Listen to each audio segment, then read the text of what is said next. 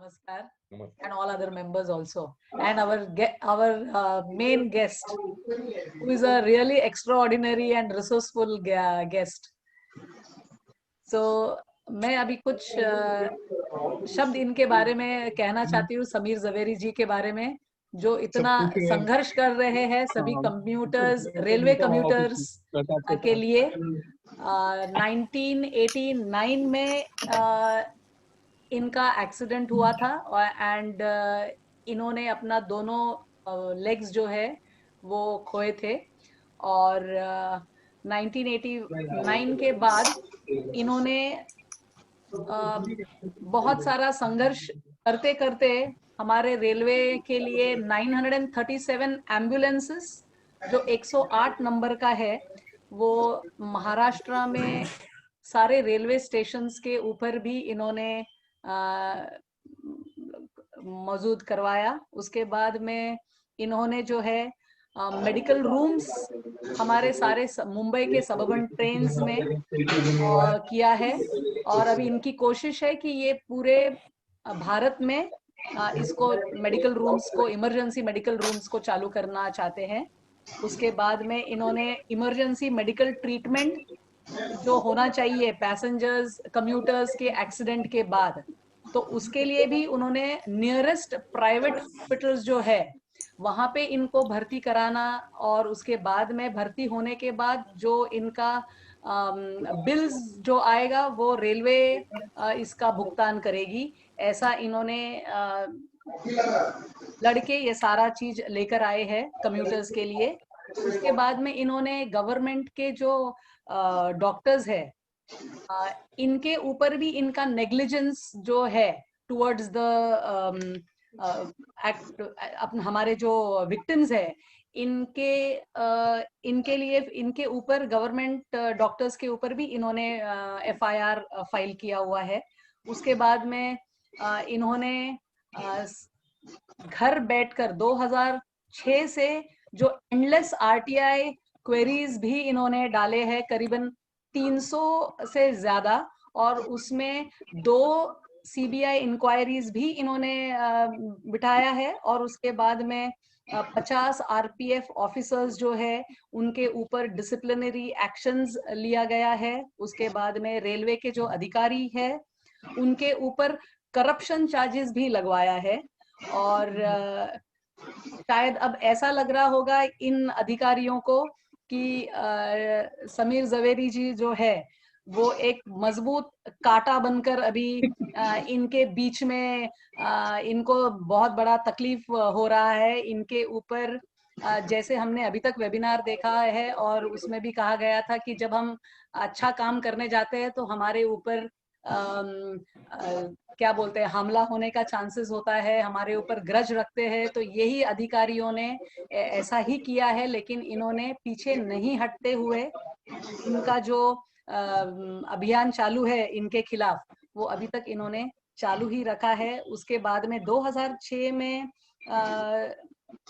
जो कम्यूटर्स का उनको प्रिवेंट करने के लिए उन्होंने जानकारी इकट्ठा किया। जानकारी इकट्ठा करने के बाद जो कोर्ट के, हाई कोर्ट से, जो मुंबई हाई कोर्ट से ऑर्डर हुआ था कि रेलवेज के प्लेटफॉर्म के बीच में फेंस लगाना है, साइड से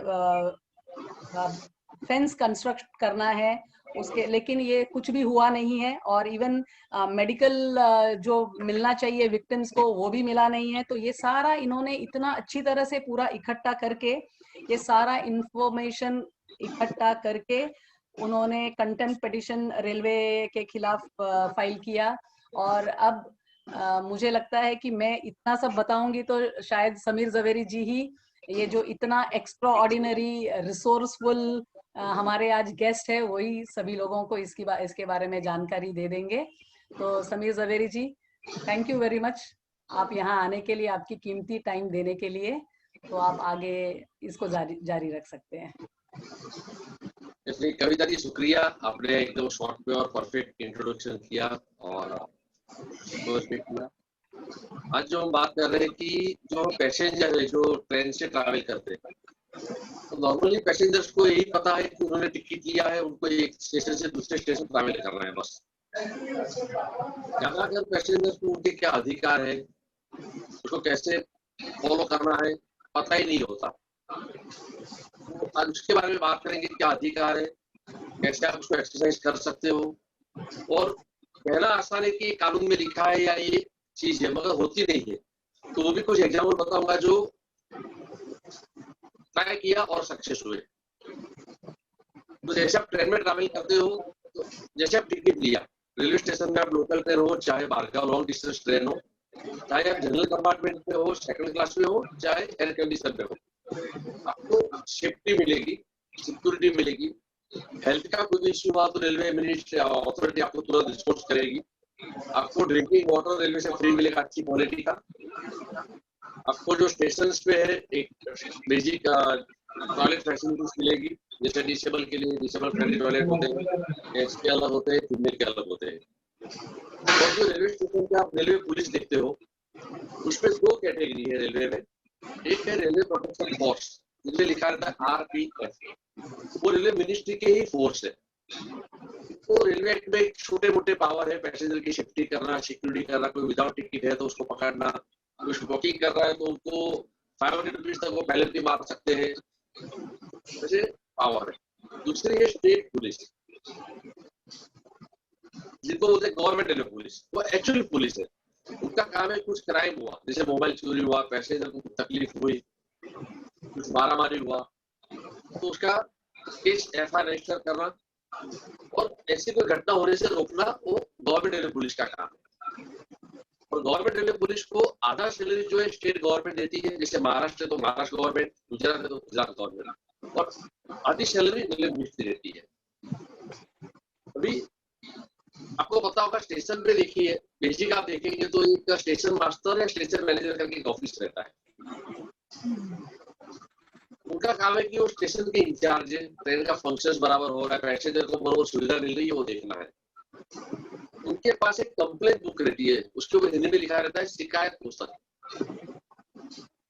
मैंने कई बार कंप्लेन की है, कोई भी पैसेंजर जैसे कहीं भी असुविधा हो तो वहां जाके अपना टिकट नंबर लिखना है कंप्लेंट बुक पे, और जो भी शिकायत है वहां लिखनी है, चाहे कोई भी शिकायत हो आपकी। कोई आपको असुविधा है, कोई आपको सर्विस नहीं मिल रही है, तब उसमें लिख सकते हो। और अभी और जमाना फास्ट हुआ है, जैसे भी ट्विटर है, समझो कंप्लेन पे आप लिखेंगे, वो फॉरवर्ड करेगा, वो मैन्युअल समय लगता है। तो अभी तो ministry of railway, railway minister है, सेंट्रल रेलवे है, वेस्टर्न रेलवे है, हर एक जगह के ट्विटर हैंडल है। ट्विटर आजकल सब लोग यूज करते हैं, बहुत आसान है। और ट्विटर करेंगे तो तुरंत रिस्पॉन्स होता है। अब आपको कॉन्टेक्ट नंबर देना है, आपका जो मालगांव की ट्रेन में हो तो आपका कौन सी ट्रेन है, आपका कौन सा कोच नंबर है, आपका 3000 नंबर देना है। आपको एग्जाम्पल भी बताऊंगा। पिछले साल में गुजरात गया था, तो मुंबई आने के लिए मेहसाना से ट्रेन में बैठा, तो देखा तो उसके अंदर जो था बेंजीन का टॉयलेट थे, उसमें पानी खत्म हो गया था और मुंबई तक की जर्नी थी 10 घंटे की। तो मैंने तुरंत ट्विटर कर दिया। अच्छा, ट्रेन के अंदर टिकट चेकर को भी हम बोल सकते हैं, जो सिक्योरिटी के लिए रेलवे प्रोटेक्शन फोर्स उनको भी बोल सकते हैं, मगर उनका पता नहीं रिस्पॉन्स कैसा रहा, तो मैंने डायरेक्ट ट्विटर कर दिया कि no water, immediate take appropriate action. मेरा नाम दिया, सीट नंबर दिया और मेरा नंबर दिया। रिस्पॉन्स आ गया कि अहमदाबाद में जब ट्रेन रुकेगी अभी आधे घंटे बाद, तो वहां पानी पूरा भरा जाएगा। तब तक टिकट चेकर आ गए कि आप मुझे बताना चाहिए था, आपने ट्विटर क्यों किया। मैंने कहा आपको कहाँ ढूंढूं, आप सामने से गए, बिजी हो, कर दिया। तो रेलवे प्रोटेक्शन फोर्स वाले आए, ऐसे टाइम पास कर रहे थे कि नहीं वो पानी था, मगर पैसेंजर ने वो खुला रख दिया नल। मैंने कहा इसमें खुला नल रहता ही नहीं, वो तो प्रेस करते हैं, जब छोड़ते हैं तो बंद हो जाता है पानी। तो ऐसे ही वेस्ट कर रहे थे, कोई मतलब नहीं था। और अहमदाबाद ट्रेन पहुंची, पूरा वो ऊपर से पूरा टैंक पानी का भरा गया और बाकी भी सब डब्बे को चेक किया उन्होंने। तो कोई भी इश्यू है, अब ट्विटर सबसे अच्छा है। फिर जिसको ट्विटर नहीं भी आता है, समझो कोई सादा मोबाइल यूज कर रहा है, एंड्रॉइड मोबाइल नहीं है, तो रेलवे हेल्पलाइन है, आप उनको फोन कर सकते हो। कंट्रोल रूम आप 24 आवर्स चालू रहता है, वो फोन उठाएंगे, आपसे बात करेंगे और तुरंत रिस्पॉन्स देंगे। फिर और एक चीज बता रहा हूँ, जैसे 2 साल पहले मैं गया था महाराष्ट्र में परभणी, तो सेकंड क्लास एसी में रिजर्वेशन सीट थी, तो मोबाइल चार्ज को रखा था और रात की जल्दी की थोड़ी नींद भी आ रही थी। वहाँ ट्रेन में देखा अनऑथराइज्ड हॉकर थे जो सामान बेचते ना, खाना वगैरह, वो ट्रेन में पेंट्री कर रही था, तो ब्लू शर्ट पहन के आया, ऐसा लगता है कि वो रेलवे के कॉन्ट्रैक्टर, मगर वो अनऑथराइज्ड थे, मुझे समझ में आ गया। हाथ में मेनू कार्ड भी रहता है, मतलब ऐसा दिखावा करते हैं कि ऑथराइज्ड है। और सबका खाने का ऑर्डर ले रहे थे, मतलब डिनर है, पुलाव चाहिए, बिरयानी चाहिए, जो भी खाना चाहिए आपको, थाली चाहिए। तो मैंने उसे बहस नहीं की, मैंने तुरंत ट्विटर कर दिया कि ये ट्रेन में अनऑथराइज्ड हॉकर जो है एक मेनू कार्ड लेके फूड आइटम बुक कर रहे पैसेंजर से। नॉर्मली जो पैसेंजर के सामान चोरी होते हैं ना, वो ऐसे लोग ही ज्यादा करते हैं। जैसा मोबाइल चार्जिंग में रख के आप सो गए, तो देखा सब सो रहे चारों सीट पे, फटाक से मोबाइल निकाल लिया, जो कर दिया, पासवर्ड हो गया, कहीं छुपा दिया, और अगले स्टेशन पे उतर जाएंगे। तो तुरंत अगले स्टेशन पे और रेलवे प्रोटेक्शन फोर्स आए, वो ट्रेन में जो रेलवे प्रोटेक्शन फोर्स और टिकट चेक करते हैं वो भी मेरे पास आए। हमको नहीं बताया, मैंने कहा आपके सामने से तो चल रहे थे, टिकट चेक करूंगा, तुम्हारी भी कंप्लेन करूंगा। वो विदाउट टिकट था, तुमने उसको पहले नहीं मारा, तो हमारे तो बनावट टिकट देखते हो। तो हमारे साथ गलती से कोई बच्चा भी एक्स्ट्रा आ गया तो मुझे विदाउट टिकट है, सब कानून दिखाते हो हमें, वो भी चुप हो गया, कुछ नहीं बोला, वहां से चला गया। दूसरा एक चीज कैसा है कि जैसे जो दारू सिटीजन फोरम ग्रुप है, वो वाकई में अप्रिशिएट अच्छा कदम है। क्या होता है कि कानून अच्छा बना है, हमें कानून समझो पता भी चल गया, जहाँ तक के लोगों को पता नहीं होता है, जैसे कविता जी, उनको पता चल गया कि मेरे अधिकार है, मेरा राइट है। तो जब कानून एक्सरसाइज करने जाते हैं तो उनको जो एक्सरसाइज जो कानून के हिसाब से रिस्पॉन्स मिला है, जो नहीं मिलता है। वहाँ जो अधिकारी बैठे रहते हैं वो कानून के हिसाब से काम नहीं करते, तब कितने धक्के खाएंगे, आप कहाँ तक भागेंगे। अब हाईकोर्ट जाएंगे, आज आपको लाखों रुपया फीस लगती है, कोर्ट कचहरी के कई साल निकल जाते हैं। इंडिविजुअल इंसान थक के टूट जाता है, और वो और 100 लोगों को बताता है कि देखो मैंने किया, मैं थक गया, ऐसा करो मत। तो 100 लोग और 1000 को 1000 और लाख को बताते हैं, तो हम आज सुनते हैं ना कि क्या कर लेंगे, कितने साल लड़ेंगे आप, कितना खर्चा करेंगे। उसका एक ही सॉल्यूशन है कि आप एक हर शहर में 60-70% लोग आपके एसोसिएशन ग्रुप के साथ होने चाहिए। हर सैटरडे संडे 1 या 2 घंटे का आपका एक सेमिनार सुनने चाहिए। लोगों को पहले बेसिक, जैसे आप क्रिकेट खेलते हो, आप चेस खेलते हो, आप कैरम खेलते हो, तो आपको गेम के पहले रूल्स पते होने चाहिए।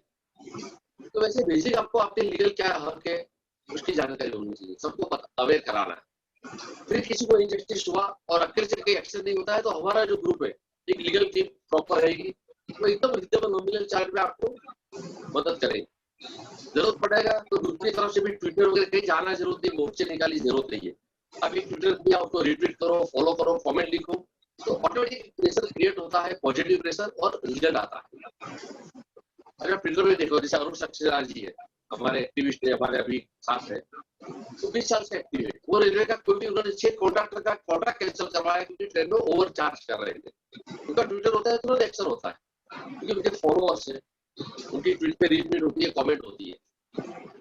वो भी देखते हैं कि अगर किसी ने ट्वीट किया, कोई फॉलो नहीं कर रहा है, कोई देख नहीं रहा है, तो नहीं भी किया, थोड़ा ढीला ढाला किया तो भी चल रहा है। फिर जब फॉलो बढ़ गया तो फटाफट एक्शन होता है। अभी दारू की बात करूं, जैसे आपको पता होगा कि आपके शहर में या रेलवे में आपका मोबाइल चोरी होता है। आजकल मोबाइल बहुत चोरी होता है, एक कॉमन है।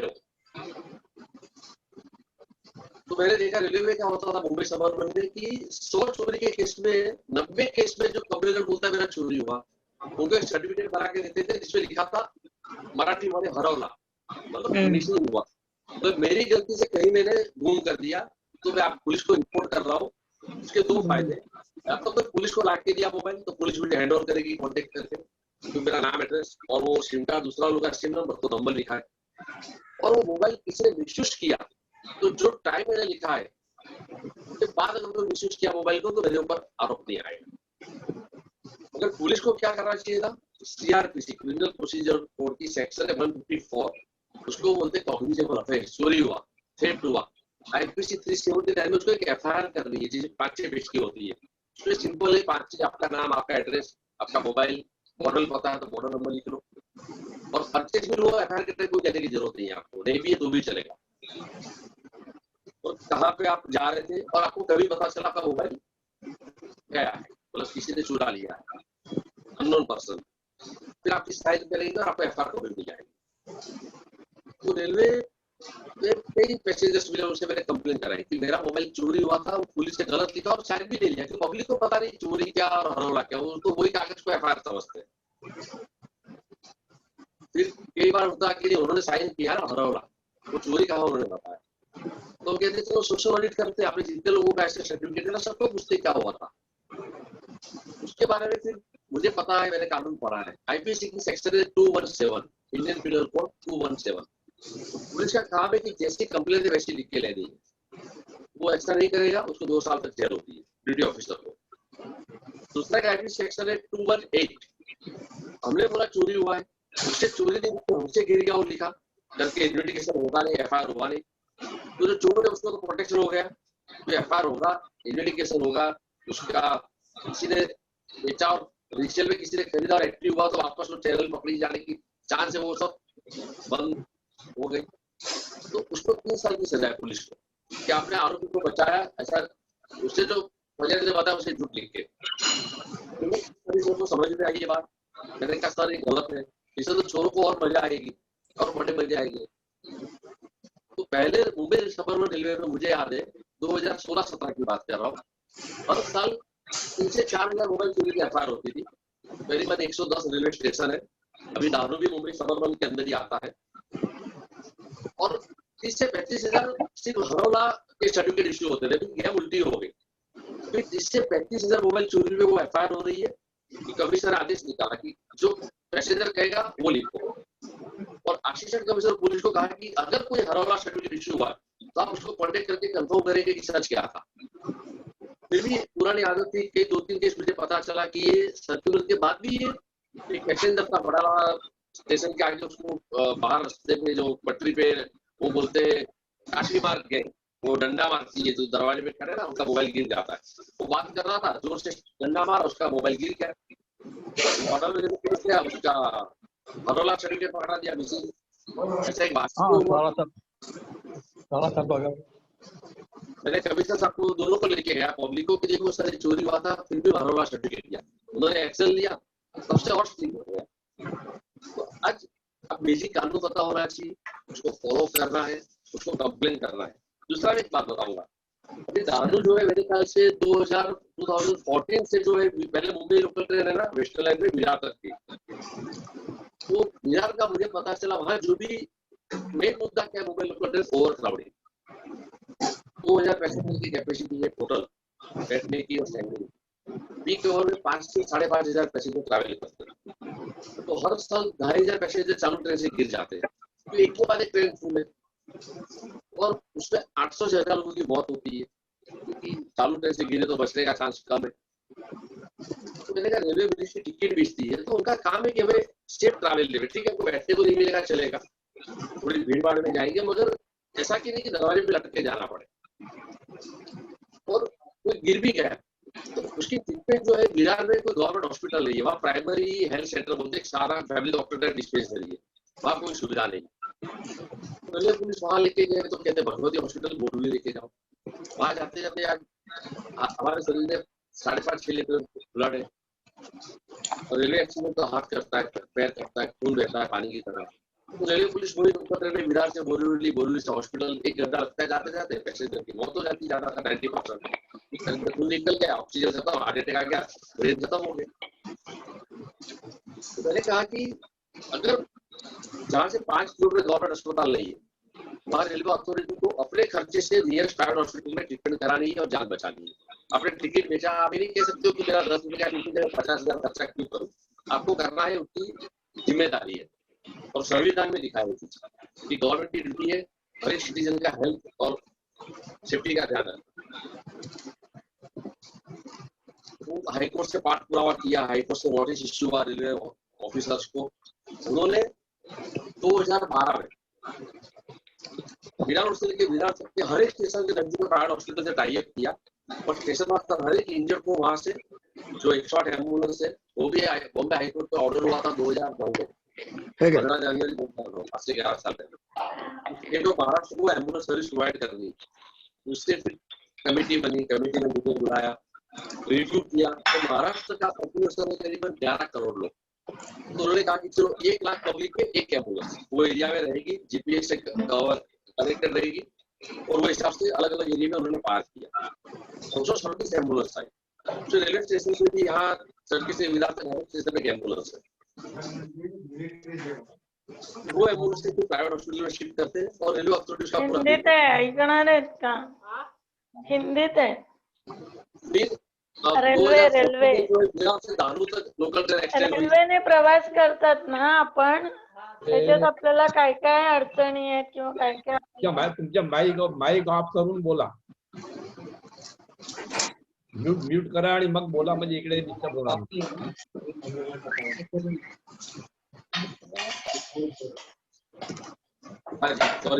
काका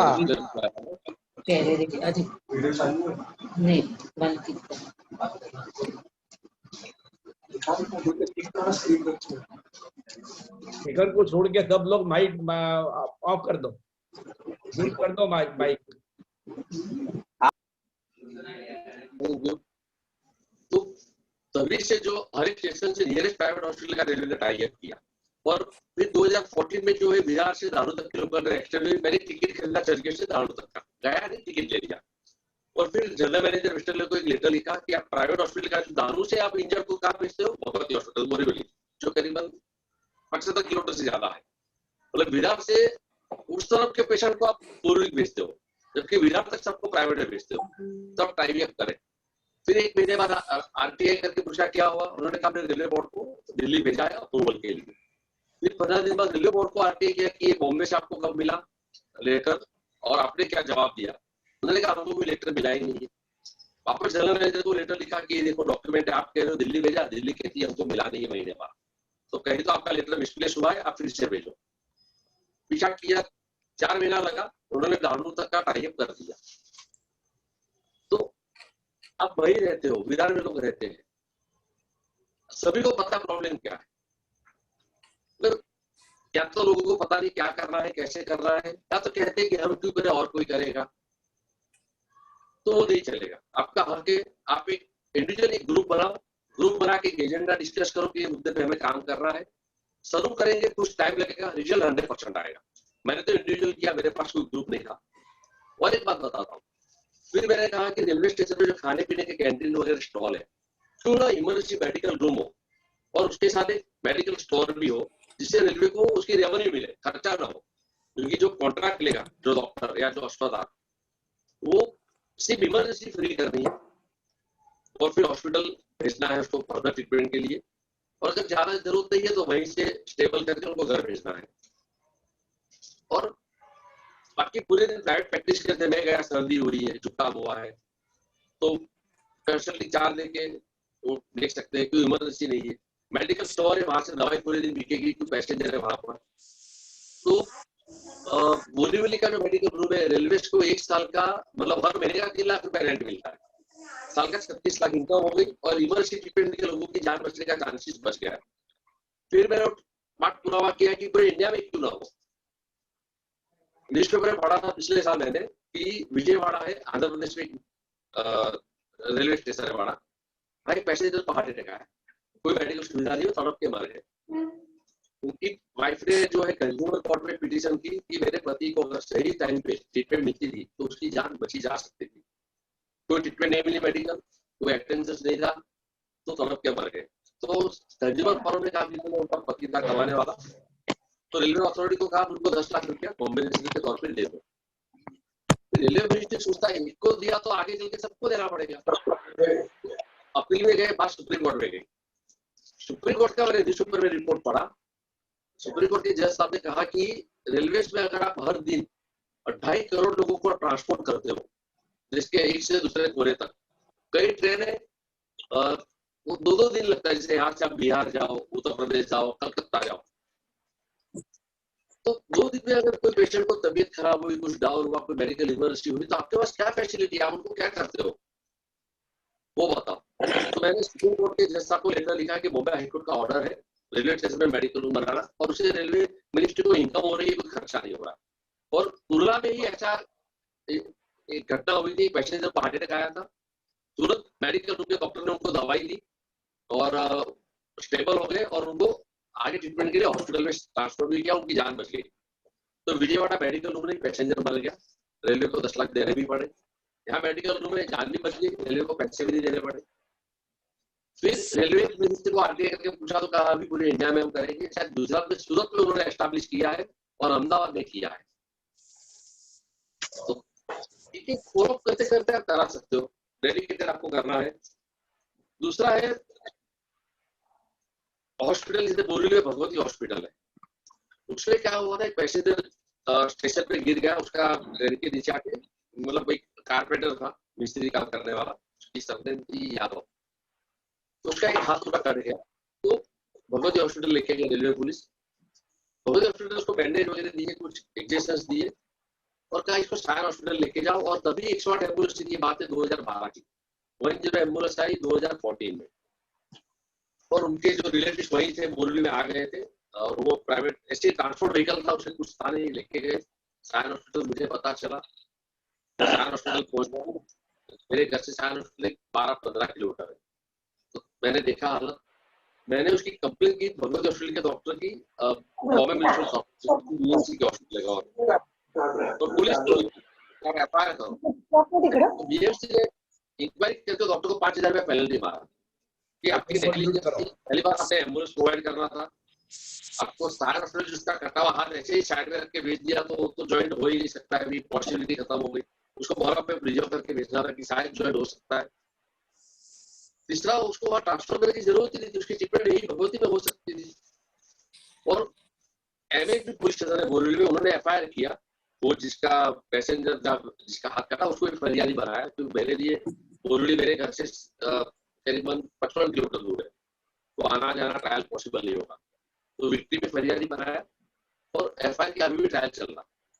ऐसा सायन हॉस्पिटल के डॉक्टर पर मेडिकल नेग्लिजेंस की एफआईआर करी मैंने। तो उससे हुआ क्या कि जो भी रेलवे इंजर्ड जाता है उनको फटाफट ट्रीटमेंट करते हो। उन्हें पता होता है कि कोई तो पीछे से आएगा, बाद में कोई तो कंप्लेन करेगा।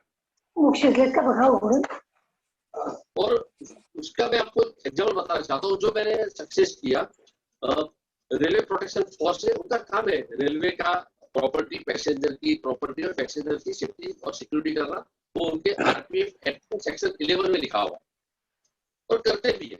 अभी मैंने 2 दिन पहले पढ़ा एक रेलवे प्रोटेक्शन फोर्स की आपने माटोगा पे एक पैसेंजर महिला गिर गई, उसकी जान बचाई, उसको तुरंत मेट्रो में लाया उठा के, करते अच्छा काम।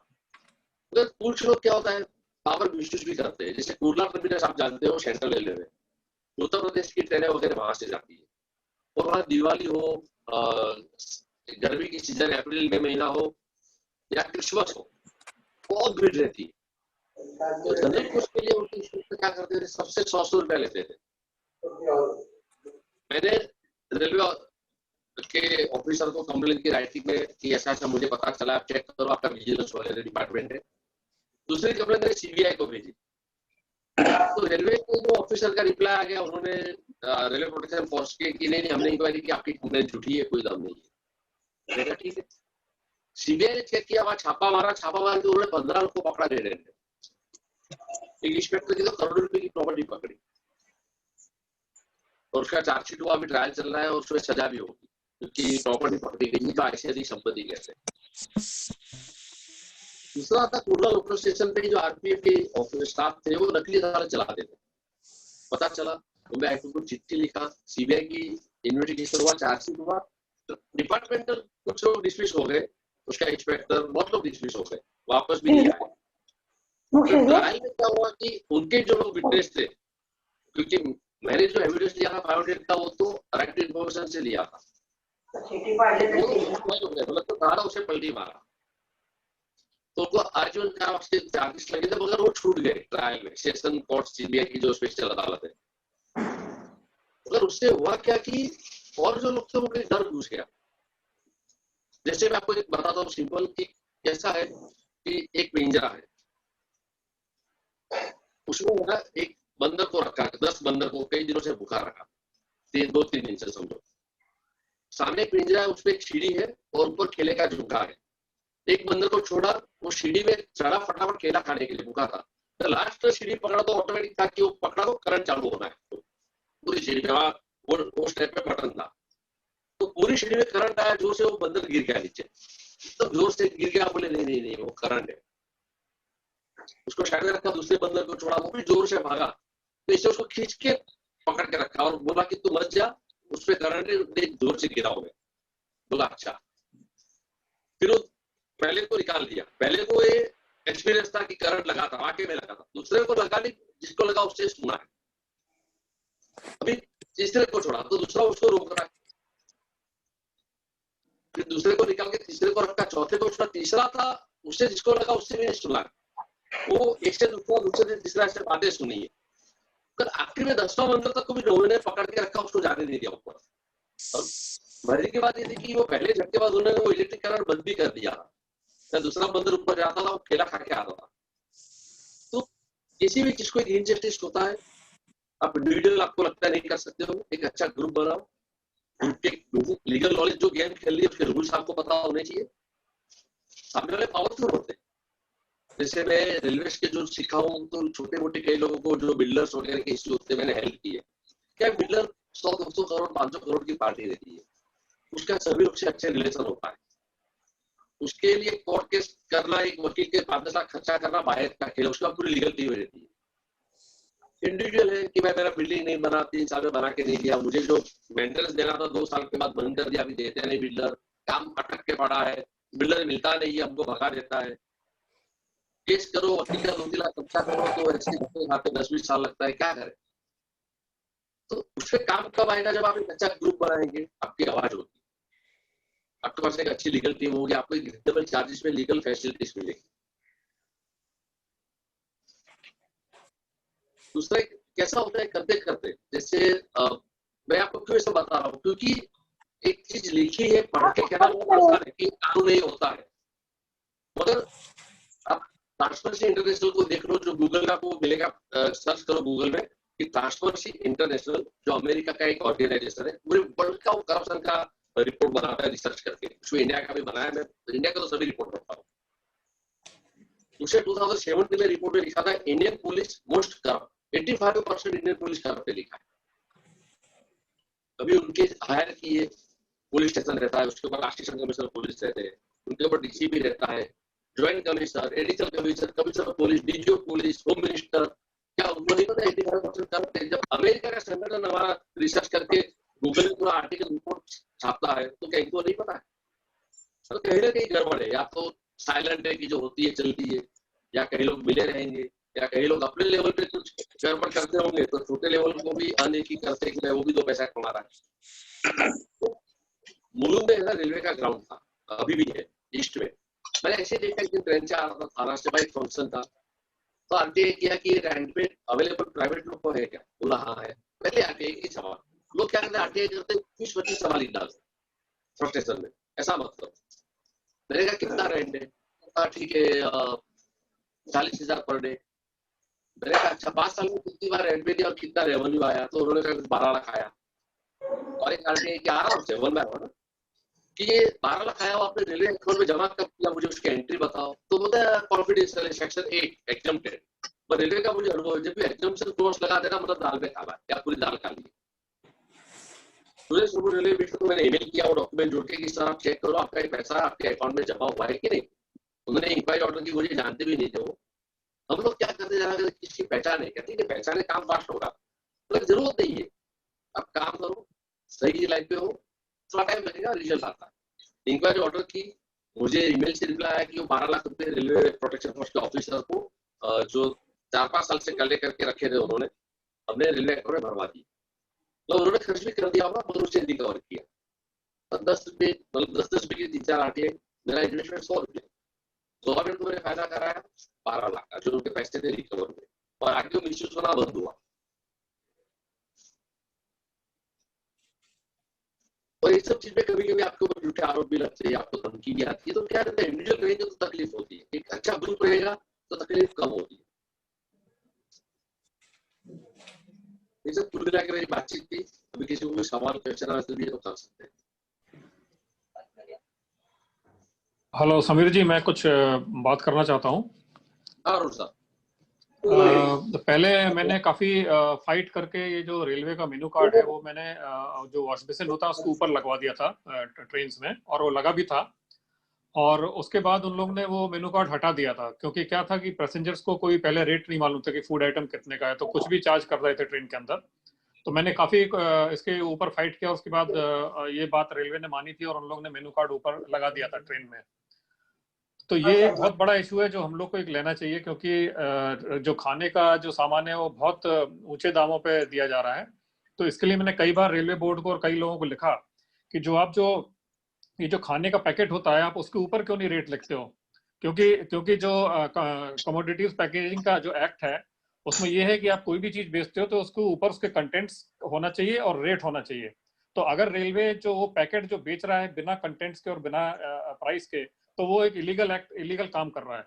तो मैं कई दिनों से इसके लिए फाइट कर रहा हूँ। तो ये एक मैटर हम लोग को टेकअप करना चाहिए इमीडिएटली कि आप जो फूड पैकेट जो देते हो उस पर प्राइस होना चाहिए और उसके अंदर कंटेंट्स कितना है और कितना वेट है उसके अंदर। जैसे सपोज अगर पुलाव है तो पुलाव 500 ग्राम है कि 250 ग्राम है और उसका रेट क्या है। तो इससे कई फायदे होंगे कि एक तो पैसेंजर को उसका रेट पता हो जाएगा, और दूसरा कि इसमें गड़बड़ नहीं करेंगे, क्योंकि ये लोग क्या करते हैं कि उसमें वेट में कम क्वांटिटी देते हैं ये लोग फूड आइटम और चार्ज करते हैं जी। तो ये एक आइटम जो है ये एक इशू एक लिया जा सकता है, उसमें शायद सब लोग अगर सहमत हो। नहीं, हमारे और भी जितने सारे जो टोटल 16 लोग हैं अभी वो भी सहमत होंगे कि जो ट्रेन में जो एक्चुअल चार्ज है हमारा जो फूड आइटम का वो ओवर चार्ज किया ही जाता है। जैसे उसकी थाली होगी समझो 55 रुपये, तो लेते हैं 80 रुपये, ठीक है। हर चीज का पुलाव है समझो तो उससे भी 20-30 रुपये ज्यादा लेते हैं। और ओरिजिनल मेनू है, बिल है, हम भी छोटी चीज करके इग्नोर करते हैं। मगर वो सोचो हर दिन के लाखों पैसेंजर खा रहे हैं, इतना बड़ा चीटिंग हो रहा है पब्लिक से। जी। तो उसके बारे में एक परमानेंट सोल्यूशन होना चाहिए। क्या होता है, कॉन्ट्रैक्टर कॉन्ट्रैक्ट लेता है, ऑफिसर होती है चलती है, या जो भी हो वजह, कई सारी वजह हो सकती है। तो लोगों को अवेयरनेस होना चाहिए, लोगों को पता होना चाहिए कि हमें हमारा राइट है। नहीं, अभी यहाँ पे क्या हो रहा है कि मैंने कई जिन कॉन्ट्रैक्टर्स के ऊपर एक्शन लिया था तो उन लोगों ने क्या किया, वो दूसरे नाम से कंपनी खोल के वापस आ गए। वो लोग वही लोग ऑफिसर्स ने उनको हेल्प करा है। तो अभी देखिए जिसको हम सस्पेंड करा रहे हैं, जिसका कॉन्ट्रैक्ट कैंसिल करा रहे हैं, वो दूसरा नाम यूज करके वो फिर से सप्लाई कर रहा है फूड आइटम्स ट्रेन में। ये आप जो कह रहे हो सही है। क्या है कि ये कहीं भी आप जाओ तो जैसे कॉन्ट्रैक्टर ब्लैक लिस्ट होता है, बरोबर है, जैसे उसका कुछ गलती हुआ, मिसकंडक्ट हुआ, तो अपने फैमिली मेंबर के नाम से और कंपनी खोल देता है और उनके नाम से टेंडर ले लेता है, क्योंकि उसकी वहां पहचान तो है सबकी, है ना, उसकी वाइफ के नाम के, उसके बच्चों के नाम के, उसके भाई के नाम के, उसके साले या सास ससुर के नाम के, फैमिली मेंबर के नाम से हो जाता है। तो अपना ऑब्जेक्टिव क्या है कि कोई भी ले, हमारे साथ जो चीटिंग हो रहा है वो नहीं होना चाहिए, उसका वन टाइम सॉल्यूशन होना चाहिए जी। तो अभी जैसे हेल्पलाइन नंबर लिख ले कि भाई अगर ओवर चार्ज किया है आपका एक चार्ज है, अब हेल्पलाइन को तुरंत ट्वीट कर लो या एसएमएस कर लो, जो भी है, तो फटाफट तो उसकी हैवी पेनल्टी होनी चाहिए, डिफॉल्ट सिस्टम होना चाहिए, जैसे अंदर का मैंने कहा। आपने देखा होगा कि रेलवे प्लेटफॉर्म्स पे ये मिनरल वाटर के कियोस्क खुले हुए हैं जो सस्ते में पानी दे रहे हैं आपको, 5 रुपए में देते हैं, बॉटल भी देते हैं वो लोग। तो इसमें भी एक बहुत काफी जगह मैंने स्टेशन पे पर्टिकुलरली उतर के और मैंने काफी सर्वे किया है काफी जगह इंडिया में। इसमें ये क्या हो रहा है कि जब जो ट्रेन आती है तो वो कियोस्क वाला अपना जो है शटर डाउन करके बंद कर देता है या वहां से चला जाता है ताकि दुकानों से बोतलें बिकें। तो ये मैंने बहुत जगह देखा, और ये निजामुद्दीन में भी प्लेटफॉर्म नंबर 6-7 में मैंने कई बार नोट किया था और उसके बारे में भी लिखा था, लेकिन अभी तक तो कुछ उस पर एक्शन हुआ नहीं है। क्योंकि बहुत जगह हो रहा है ये जो मिनरल वाटर की दुकानें बंद कर देते हैं ताकि दुकान से बिके। जब ट्रेन आती है तो बाकी समय चालू करते हैं, जब प्लेटफॉर्म खाली है, ट्रेन नहीं है, तो चालू कर देते हैं दुकान। परफेक्ट। तो एक चीज के ऊपर हमें जो ग्रुप जैसे मिलेंगे ना, हमको क्या करना है, तो लोगों को अवेयरनेस बतानी कि देखो ये चीज भी आप एक कर सकते हो, तुरंत वो आप करो जी। जैसे मैं बारगाम ट्रेन में बहुत कम जाना, साल में एक आध बार मुश्किल से होता है, तो और भी पैसेंजर में जब भी जा रहा था, पिछली बार गुजरात ही गया था, 2019 में 2 बार गया था, तो नवे में गया तो और पैसेंजर से कुछ हुआ तो उन्होंने कहा ट्विटर कैसे करते, उन्होंने ट्विटर अकाउंट भी तुरंत बनाया, उन्हें ट्विटर भी किया। मुझे अच्छा लगा, चलो और एक पैसेंजर एक्टिव तो हुआ अपने हक के लिए जी। और अभी तो सब जगह सीसीटीवी कैमरा है, अभी ट्रेन के अंदर भी सीसीटीवी कैमरे लगने वाले। मुंबई में देखो लोकल ट्रेन में है ना, फीमेल कंपार्टमेंट में सीसीटीवी कैमरे ट्रायल लिस्ट पे लग गए। मेरे ख्याल से 2 साल में तो सभी पूरे मतलब ट्रेन में सीसीटीवी कैमरे आ जाएंगे। टेक्नोलॉजी का भी फायदा हो रहा है हमें। सर किसी को कुछ पूछना है, क्वेश्चंस? जैसे मैं बात करता हूँ कविता जी का जो मेरा पहचान हुआ, अगर कविता जी आप बात करना चाहते हो तो कर सकते हो, रेलवे से जुड़ा होता है। उनके बेटे का ट्रेन एक्सीडेंट में पैर एम्पूट हुआ है कविता जी का, जो मैं समझा हूँ। तो उनका जो डिसेबल सर्टिफिकेट होता है वो कोई भी गवर्नमेंट हॉस्पिटल में मिलता है। तो रेलवे से क्या कहा कि वो गवर्नमेंट सर्टिफिकेट की जेरॉक्स सबमिट करके हमको एक फॉर्म भर के दो, तो रेलवे खुद अपना एक आईडी कार्ड बना के देता है। तो रेलवे का आईडी कार्ड हो गया आपको डिसेबल का, तो सर्टिफिकेट कैरी नहीं करना है और उनकी सिस्टम में उनका आईडी कार्ड स्टोर रहता है, मतलब डिफॉल्ट। तो इन्होंने मेरे ख्याल से 3-4 धक्के पोजीशन से वो मुंबई सेंट्रल आए और धक्के खाए, शादी के बाद उनका मतलब बहस भी हुआ। तो ऐसा नहीं होना चाहिए। गवर्नमेंट का ही जो राइट ऑफ डिसेबल है, अभी जो अमेंड हुआ है 2016 की बात कर रहा हूँ, 16 की शायद। तो यूनाइटेड नेशंस ने भारत सरकार को कहा कि आपके यहाँ जो डिसेबल के राइट्स का जो कानून है बहुत कमजोर है, उसका स्ट्रॉन्ग कीजिए। उसके अभी जो अमेंड हुआ उसमें सब चीजें लिखी हुई है। तो इसमें लिखा है कि डिसेबल को आप इजी जो है आपको प्रायोरिटी देनी है, उनको एक्सेस इजी देना है, उसको आपको सपोर्ट करना है। तो फिर इनको क्यों धक्के खाने पड़े इतने लंबे से बोईसर से? वो सिस्टम करना चाहिए रेलवे अथॉरिटी को कि आप वहाँ बोईसर स्टेशन मास्टर को एप्लीकेशन दे दो, वो फॉरवर्ड करेगा। ऐसे भी तो उनके डॉक्यूमेंट फॉरवर्ड होते ही रेलवे के थ्रू, चाहे ऑनलाइन करे पीडीएफ फाइल बना के, चाहे मैन्युअल करे वो। और जहां भी बंदा है मुंबई शहर में, वहां से वापस वो बाय पोस्ट चाहे इनको कर दे, उसका चार्ज आप दे दो स्पीड पोस्ट का 40 में एडवांस। जैसे पासपोर्ट है, मैंने भी मेरा पासपोर्ट रिन्यू किया, इतना अच्छा सिस्टम है, 1 रुपया करप्शन नहीं हुआ इस बार। सालों पहले क्या था, रिन्यू के लिए आप एजेंट पकड़ो, एजेंट अपना चार्ज लेगा, क्यों आपको फिर वाले के लाइन लगानी पड़ती है। अभी कुछ नहीं, वो भर के दिया, फिर हमें ये आया ईमेल और एसएमएस आया कि हमारे ओरिजिनल डॉक्यूमेंट लेके पासपोर्ट ऑफिस में आपका अकाउंट लिख के भेजिए, वेरिफिकेशन के लिए आ जाओ। यहाँ लोअर बरेल में था, मैं गया, मेरे फैमिली मेंबर भी गए, दिखाया काउंटर था, वहां टोकन दिया, बोले यहाँ पे जाओ। वो गए, तो थंब इम्प्रेशन लिया, फोटो निकाला, हो गया। और फिर कहा कि आपको ये जब ये होगा डिलीवरी होगा तो आपको एसएमएस आएगा, एक्टिवेट करना है, 50 रुपया चार्ज है। मैंने वो भी कर दिया, तो उन्होंने डिस्पैच किया, मूवमेंट हुआ, हर एक चीज मेरा वो एसएमएस आते रहा। तो अगर एक पासपोर्ट ऑफिस कर रही है, रेलवे मिनिस्ट्री भी कर सकती है कि आप जो भी उनको एप्लीकेशन की हो, कुछ की हो, तो आपको ऑटोमेटिक अपडेट होते रहेगा कि आपका अभी कहाँ पहुंचा अर्जी, क्या स्टेटस है। नॉर्मली गवर्नमेंट का एक रिप्लाई रहता है ना, पुलिस बोलती है इंक्वायरी चालू है, कोई भी एफआईआर करो, कुछ भी हो चाहे अर्जी करो, 6 महीने बाद कहो इंक्वायरी चालू है। मैं कहता हूँ जरा केस डायरी खोल के दिखाओ तो सही तुमने क्या किया। तो वो भगा देता है, गुस्से हो जाता है, बोले हमको और काम नहीं है क्या? इंक्वायरी चालू तो क्या क्या वो तो बता भाई। तो या तो बोलते कार्यवाही चालू है, एक रोबोटिक जवाब, एक छपा हुआ जवाब देते हैं आपको, वैसा नहीं। अभी क्या स्टेटस है वो आपको अपडेट होना चाहिए।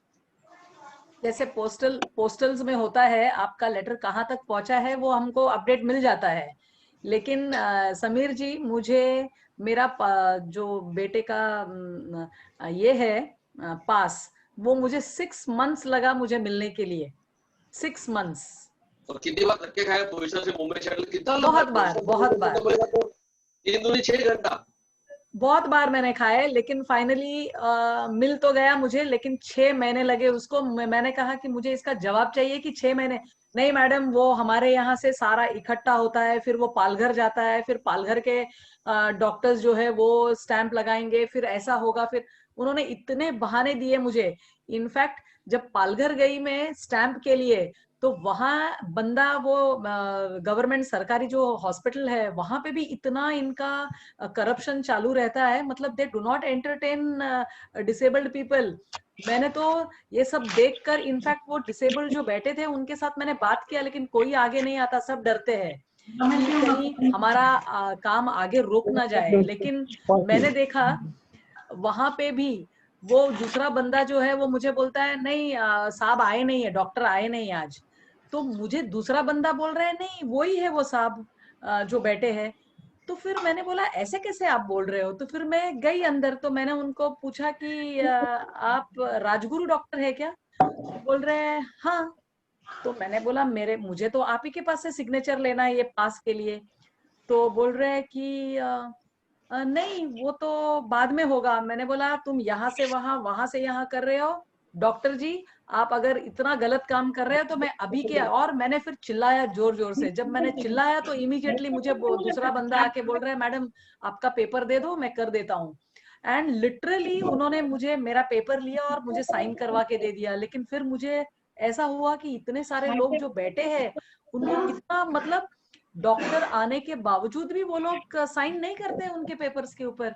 तो इसके लिए क्या करेंगे हम लोग, इसके लिए क्या कर सकते हैं? जो मैं समझाऊं क्या होता है, हमारे जितने भी अभी लोग हैं और लोग हैं मेरे साथ जोड़ के 16 लोग हैं अभी, तो सभी मेरी बात से लगता है सहमत होंगे कि गवर्नमेंट सर्वेंट को एक पता है कि उनकी गवर्नमेंट सर्विस है वो तो पक्की है।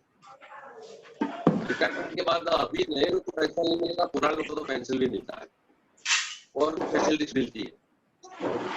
तो काम करे, पहली बात माइंडसेट उनका कैसे होता है। सब लोग कुछ अच्छे भी लोग हैं तभी तो सिस्टम चल रहा है। तो अगर कुल मिला के लिए दूसरा है भाई जिसको काम है अपना सेवा पानी करे, हम आपका काम करके नहीं तो धक्के खाते रहो जाओ, कौन सुनता है आपका। तो मैंने ना रेलवे में कई लोगों को डिस्ट्रिक्ट सर्विस कराया, इंस्पेक्टर तक के लोगों को करवाया, कई ऑफिसर को करवाया है। और आपको बता दूं कि जनरल मैनेजर पोस्ट रेलवे बहुत बड़ी होती है। जैसे वेस्टर्न रेलवे का जनरल मैनेजर चेक बैठते हैं, जो डिवीजन होता है वो डिवीजन के हेड होते हैं। तो और पूरे इंडिया में आपको बता दूं एक रेलवे मिनिस्ट्री दिल्ली में है, उसके रेलवे को उन्होंने 12 जोन में डिवाइड किया है, मतलब 12 जनरल मैनेजर है पूरे इंडिया में। और डिवीजन है 64। तो जैसे वेस्टर्न रेलवे का जनरल मैनेजर उसके अंदर मुंबई डिवीजन है, अपना बड़ौदा डिवीजन है, अहमदाबाद डिवीजन है, रतलाम डिवीजन है और भावनगर डिवीजन है। 5 का तो मुझे पता है, इतना बड़ा ऑफिसर होता है। अब गूगल करके देख लेना, 2013 में महेश कुमार करके जनरल मैनेजर थे, उसका मैंने सीबीआई को कंप्लेन भेजा था ईमेल से कि ये कुछ कैंटीन का इश्यू था, उसको कंप्लेन किया था, वो कुछ कर नहीं रहा था और मुझे मेरे सोर्स से बताया कि वो कैंटीन वाला गलत है, उसको बचा रहा है। वो कुछ कोई महिला थी, कुछ कैंटीन में फ्री, आपको पता है रेलवे पे जो खान पान है ना, कैंटीन में आपको पानी पीने का पानी जो नल से है वो फ्री देना चाहिए। ज्यादा करके तो देते नहीं, वो बोलते बिस्लरी खरीदो, और वो फ्री वाला पानी भी आपको पीने लायक होना चाहिए, मतलब वो फिल्टर सिस्टम लग रहा होना चाहिए। तो कोई महिला ने मांगा नहीं दिया, उससे कुछ स्टेशन मात्र कंप्लेन की।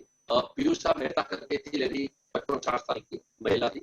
तो दूसरे दिन वो कैंटीन के स्टाफ ने उसको डंडा लेके इतना मारा, उसने पूरा हाथ फ्रैक्चर कर दिया। तो मुझे पता चला तो मैंने मेरे नाम से पूरा वो भगवती हॉस्पिटल लाके वो आंटी महिला को मिलके आया, पूरा समझा बात। मैंने कहा ये तो गलत है।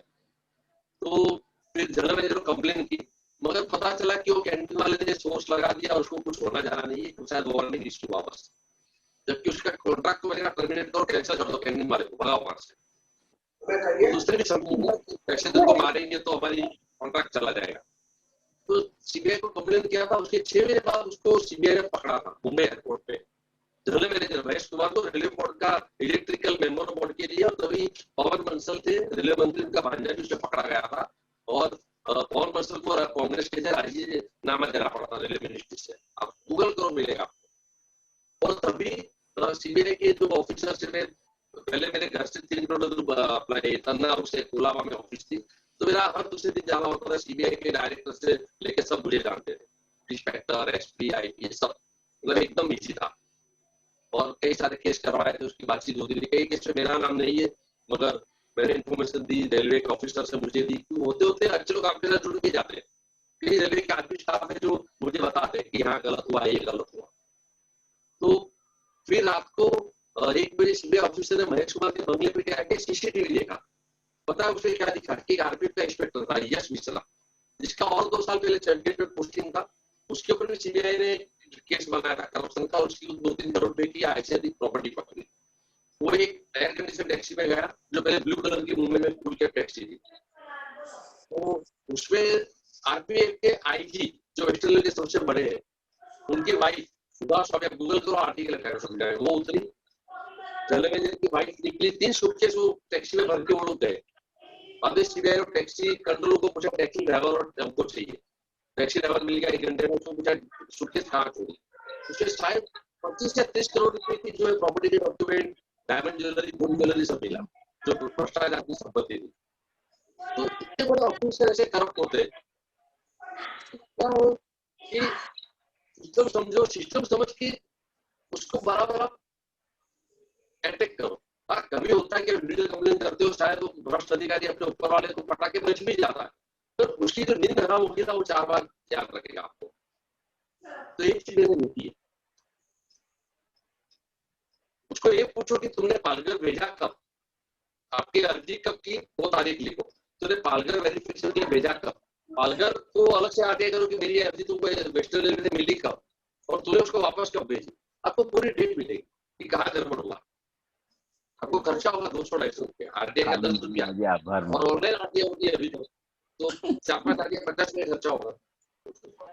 अब मैं अरुण सक्सेना जी से आउट ऑफ फॉर्मेलिटी जाके बोलता हूँ, आप अपना ब्रीफ इंट्रोडक्शन दे और तुम्हारा फोन नंबर वगैरह दे, तो हम हमारे मेंबर को कभी भी कांटेक्ट करना हो तो कर सके।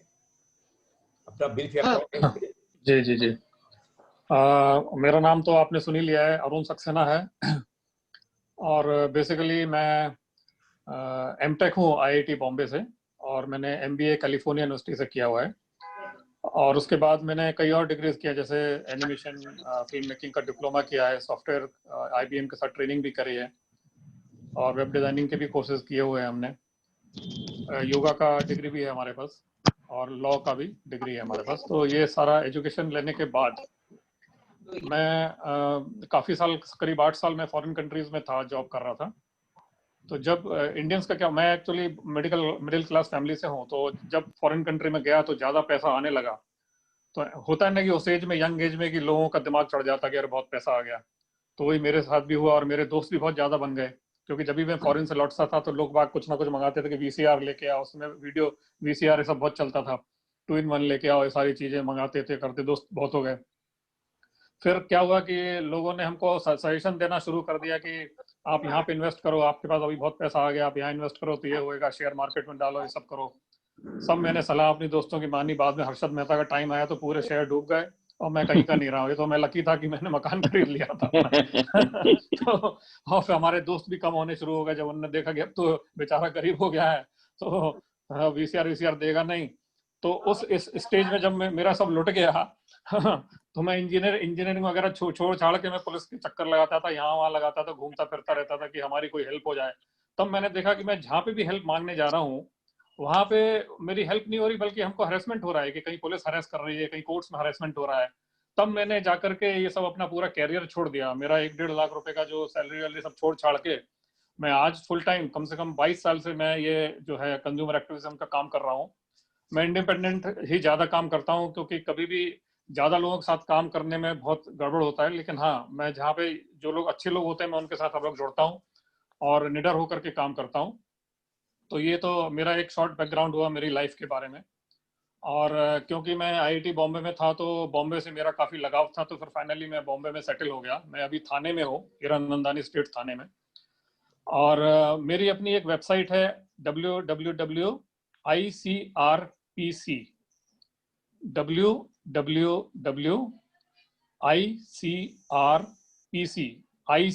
Indian Calcutta, India Calcutta, ICR for Rangoon, PC personal computer, icrpc.org।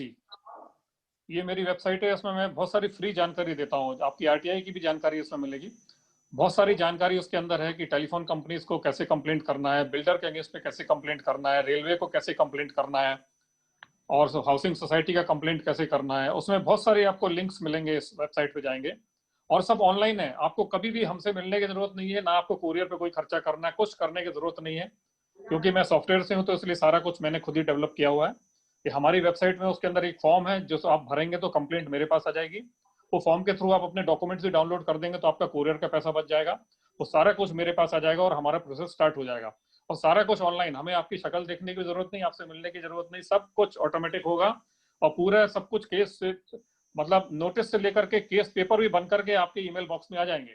आप उसको वहाँ प्रिंट आउट लीजिए और अपने जहाँ पे जिस सिटी में भी हो, वहाँ पे आप जमा कर दीजिए।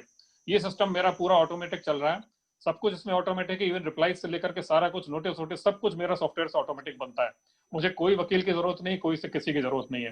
तो ये जो हमने अभी जो 15 साल से डेवलप किया है जो सिस्टम ऑटोमेशन का, उससे हमको इतना फायदा हो रहा है कि हमको अभी ऑफिस की जरूरत नहीं है, मैं कहीं पे भी घूमता रहता हूँ, मेरा सारा कुछ काम चलता रहता है।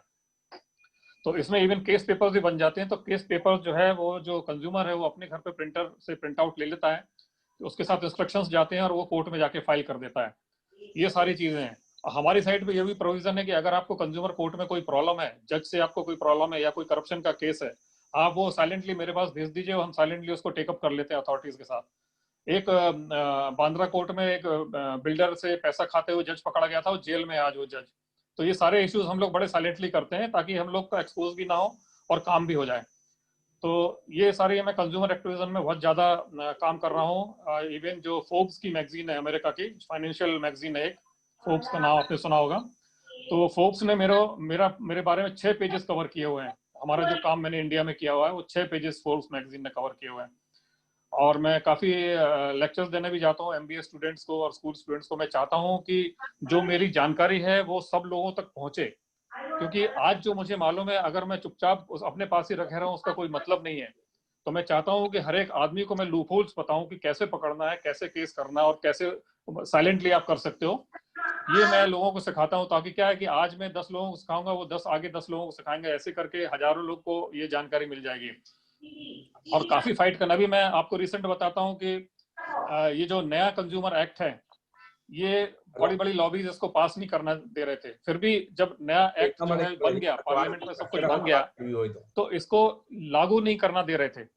बिल्डर्स की लॉबी है, बड़े बड़े लोग हैं, ये इसको लागू नहीं करना दे रहे थे। तो उसके बाद मैंने मिस्टर मोदी के पास पर्सनली लेटर लिख के, ये 2019 में जो लागू हो जाना चाहिए था, फिर वो मार्च 2020 में लागू हुआ है। अभी जुलाई में 20 जुलाई को ये मोदी साहब ने लागू कर दिया। तो ये जो नया जो कंज्यूमर एक्ट है, कंज्यूमर एक्ट 2019, वो 2020 में हमारे बहुत एफर्ट्स के बाद ये लागू हुआ है। और ये 1987 का एक्ट वो पुराना चला आ रहा था। तो अभी जो नया कंज्यूमर एक्ट आया है, इससे हमको ये फायदा है कि जैसे सपोज आप जैसे रेलवे में जा रहे हैं या आप ऑनलाइन शॉपिंग कर रहे हैं, तो सपोज किसी वेंडर से आपने कुछ सामान खरीदा, जो वेंडर सपोज दिल्ली में था और आपने बॉम्बे में उससे सामान खरीदा, या आपने दिल्ली में जाके सामान खरीदा और आप ट्रेन से वापस बॉम्बे आ गए। अब अगर वो सामान खराब हो गया, तो पुराने एक्ट में क्या था कि अगर आपको कंज्यूमर केस करना है तो आपको दिल्ली जाना पड़ेगा, जहाँ पे वो रहता है, सेलर रहता है। इतना परेशानी होती थी कि बेचारे को लोग केस छोड़ देते थे। अब जो नया एक्ट आ गया है, इसमें एक ये प्रोविजन है कि जहाँ पे कंज्यूमर रहता है वहां आप केस कर सकते हो, तो उसको आना पड़ेगा अब दिल्ली से बॉम्बे, समझे। तो ये बहुत सारी चीजें उसके अंदर अच्छी हुई हैं। और दूसरा, 5 लाख रुपए तक का जो केस होता है वो उस पर कोई कोर्ट फी नहीं है। तो ऑलमोस्ट आपका सब कुछ फ्री है, आपको सिर्फ केस पेपर जाके जमा करना है। तो ऐसा ये सिस्टम जो है, रेलवेज भी कंज्यूमर उसमें आता है। तो कंज्यूमर का कोई अगर प्रॉब्लम होता है तो आप रेलवे के अगेंस्ट में कंज्यूमर कोर्ट पे भी जा सकते हैं। तो ऐसे कई सारे केसेस किए हैं, जैसे बिल्डर्स के अगेंस्ट में काफी केसेस हमने किए हैं, रेलवे के अगेंस्ट में किए हुए हैं, एजुकेशन इंस्टीट्यूट में किए हुए हैं कि एजुकेशन इंस्टीट्यूट में भी फीस पूरा ले लेते हैं, कोचिंग क्लासेस वगैरह, और फिर बीच में वो कभी कोई टीचर चला जाता है, कभी चेंज हो जाता है, उसकी क्वालिटी ऑफ टीचिंग नहीं होती है, तो ऐसे करके वो पैसे लूटते हैं। तो ये इनके ऊपर भी केसेस हैं। एक बहुत बड़ा केस अभी हमने किया था, ये MIT है, मयर्स इंस्टीट्यूट ऑफ टेक्नोलॉजी, ये पूना के पास लोनी एक जगह है, वहां पे है। गिरीश महेंद्र कराड या कोई मिस्टर कराड एक उसके चेयरमैन है। ये उस समय की बात है जब लोग बड़ा जोर शोर से फॉरेन कंट्री में IT का जॉब ढूंढा करते थे, और बड़े बड़े एडवर्टाइजमेंट्स आते थे न्यूज़पेपर में कि 100% जॉब गारंटी। जो न्यूज़पेपर में ऐड आता था कि आप हमारे साथ ट्रेनिंग कर लीजिए, 1.5 लाख 2 लाख रुपए की ट्रेनिंग है, और जब आप ये ट्रेनिंग कर लेंगे तो उसके बाद आप इतने एक्सपर्ट हो जाएंगे कि 6 महीने में आपको 100% जॉब गारंटी, अमेरिका में आपको जॉब दिला देंगे। आप सोचिए कि जो 5 साल का बेचारा जो इंजीनियरिंग कॉलेज में IT पढ़ रहा है, उसको जॉब नहीं मिल पा रही है, ये 6 महीने में इतना ट्रेन कर देंगे, ये अमेरिका भेज देंगे। तो ऐसे ऐसे ऐड देते थे, और हम लोग जो है इंडियंस जो है थोड़े ग्रीडी होते हैं और उनको ज्यादा पैसा चाहिए होता है, तो वो सब फंस जाते हैं। तो उसमें क्या हुआ कि इन लोग ने ऐसी स्कीम सोची कि स्टूडेंट्स को हम लोग ऐसे पकड़ेंगे, और सिटी बैंक के साथ इन लोग ने टाई अप कर लिया कि जिस गरीब बच्चे के पास पैसा नहीं है 1.5-2 लाख रुपए, वो सिटी बैंक से लोन उसको दिलवा देंगे। अब वो तो फंस गया, वो लोन लेकर के वो अपना कोर्स कर लेगा, इंस्टीट्यूट को तो पैसा मिल गया, अब वो बेचारा जिंदगी भर चुकाता रहेगा जो पैसा उसने सिटी बैंक से लिया है, अगर जॉब नहीं मिली तो हम लोग ने ये केस उठाया, और इस पे सबसे पहले तो सिटी बैंक के साथ तो टाई अप सारे कैंसिल कराए, और इनका पूरा जो था कि जितने लोग बेचारे फंसे हुए थे, जो 6-6 महीने का कोर्स करे हुए जो स्टूडेंट्स थे, मेरे साथ कम से कम 300 स्टूडेंट्स जुड़े हुए थे उस समय, तो 300 स्टूडेंट्स का हम लोग ने सीधा डायरेक्टली नेशनल कमीशन में केस फाइल किया था, और फिर बाद में हर एक बच्चे का फी रिफंड किया। ये बहुत बड़ा केस था, लेकिन ज्यादा कवरेज इसका हुआ नहीं और किसी को ज्यादा इसके बारे में मालूम नहीं है। तो ये एक बहुत बड़ा केस किया था जो हम लोग काफी सक्सेसफुल थे। और कंज्यूमर कोर्ट में अभी तक न जाने में कितने केसेस कर चुका हूँ खुद भी, और जो कंज्यूमर्स को मैं हेल्प कर चुका हूँ, हजारों की तादाद में केसेस हमारे ऑल इंडिया में लग चुके हैं। और हमारा रिकॉर्ड रहा है कि 95 से लेकर के 97% ऑफ द केसेस हम जीते हैं, हारे कभी नहीं है, हर वक्त जीते हैं हम। तो कंज्यूमर कोर्ट में भी काफी लूप होल्स हैं आपको कैसे इसमें केस बनाना है, क्योंकि वकील लोग क्या करते हैं, वकील लोग जो केस बनाते हैं वो 40 पेज का, 50 पेज का, 60 पेज का बहुत बड़ा फाइल बना देते हैं। अब इतनी मोटी फाइल कौन पढ़ेगा? क्या जज पढ़ेगा? क्या जज हार्डली 5 मिनट या 3 मिनट से ज्यादा टाइम देता नहीं है केस के ऊपर, वो कैसे इतना सारा मैटर पढ़ेगा? और जो हमारा जो केस बनता है, आपको बताना भूल गया, मैंने जर्नलिज्म का डिप्लोमा भी किया हुआ है, मैं यहाँ टॉपर था मुंबई यूनिवर्सिटी का, diploma in journalism and mass communication. मैं अपनी मैगजीन भी निकालता था बीच में। तो क्योंकि मैंने जर्नलिज्म की हुई है तो मुझे मालूम है कि एक पेज को एक पैराग्राफ में कैसे लिखना है। तो ये एक बहुत बड़ा बेनिफिट मुझको मिलता है कि जब मैं केस पेपर बनाता हूँ तो मेरा जो वकील जो है, अगर वो 20 पेज बनाएगा तो वो मेरा 4 पेज में कंप्लीट हो जाएगा वो केस। कैसे फोकस में देना है, कैसे उसको फर्स्ट पैराग्राफ में क्या लिखना है, क्या, ताकि जज को इंटरेस्ट बना रहे और पढ़ के समझ जाए। तो इससे हमको काफी बेनिफिट मिल रहा है कि हम केस पेपर्स कैसे बना रहे हैं। तो ये एक बेनिफिट है, और इससे क्या है, जज को कम टाइम लगता है पढ़ने में, समझने में।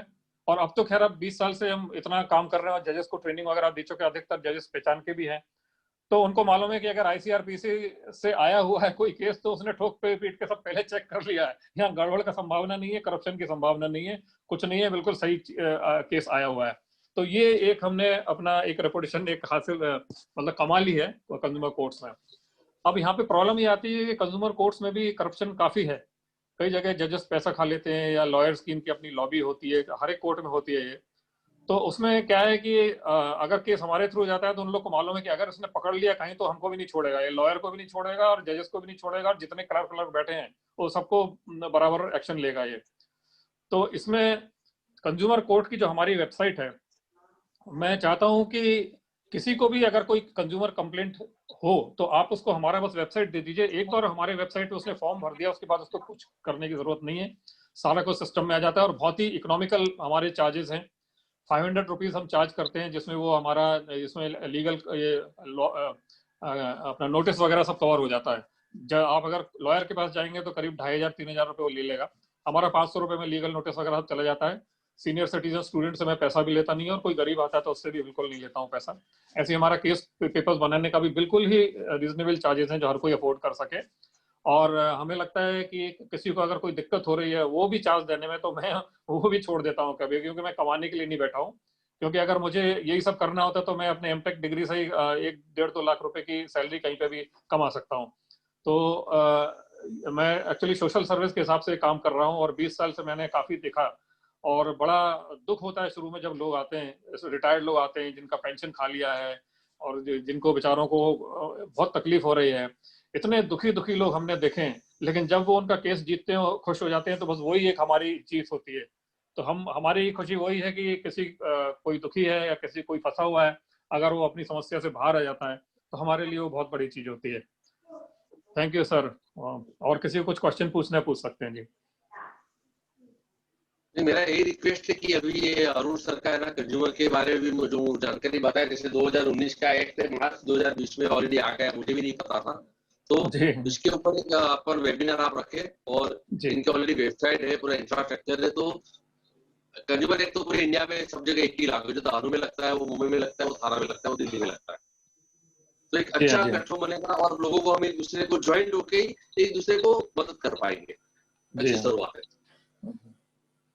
नहीं, हमारी वेबसाइट के थ्रू कोई भी मदद, आपके प्लेटफॉर्म को भी, आपके ग्रुप को भी अगर कुछ जरूरत होगी तो हम उसको एक्सटेंड करेंगे। आपको अगर हमारी वेबसाइट पे भी अपना वेब पेज बनाना है, वो भी हम आपको हेल्प कर सकते हैं।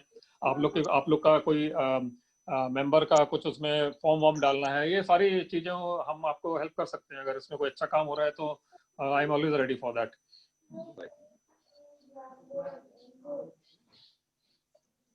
सर किसी को कुछ पूछना है?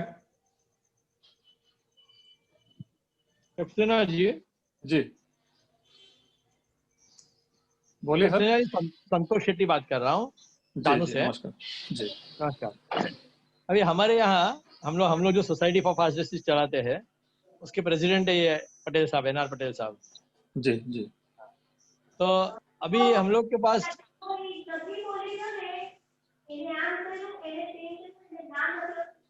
किसी का माइक ऑन है शायद, माइक म्यूट करो, माइक म्यूट करो।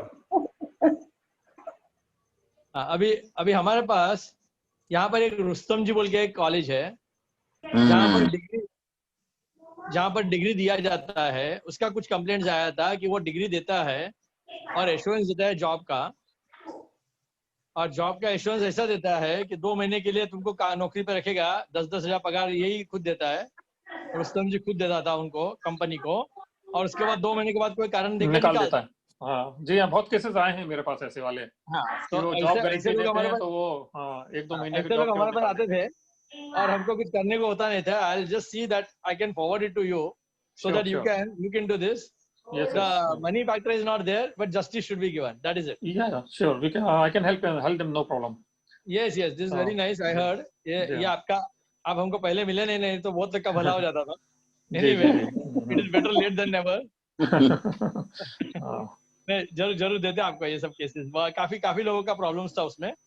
अभी भी वो कॉलेज ऐसा ही चलता है, बहुत एडवर्टाइज करता है, सब करता है, एंड बहुत फीस लेते हैं, लाखों रुपए में फीस लेते हैं, और वो सब बोगस रहता है। इट इज नॉट बहुत सारे फ्रॉड है साहब। अभी आप देखेंगे न्यूज़पेपर उठा के तो वर्क फ्रॉम होम, उसमें आप वर्क फ्रॉम होम में बड़ी सैलरी वो प्रॉमिस करते हैं और बाद में कहते हैं कि पहले आप रजिस्ट्रेशन फीस दे दीजिए हमारे पास 2,000-4,000, बस वो रजिस्ट्रेशन फीस लेकर के वो चुप बैठ जाता है। फिर आजकल ऑनलाइन शॉपिंग में कभी भी आप देखें कि ये सूरत से जो भी कपड़े का माल आ रहा है वो सारा फ्रॉड है।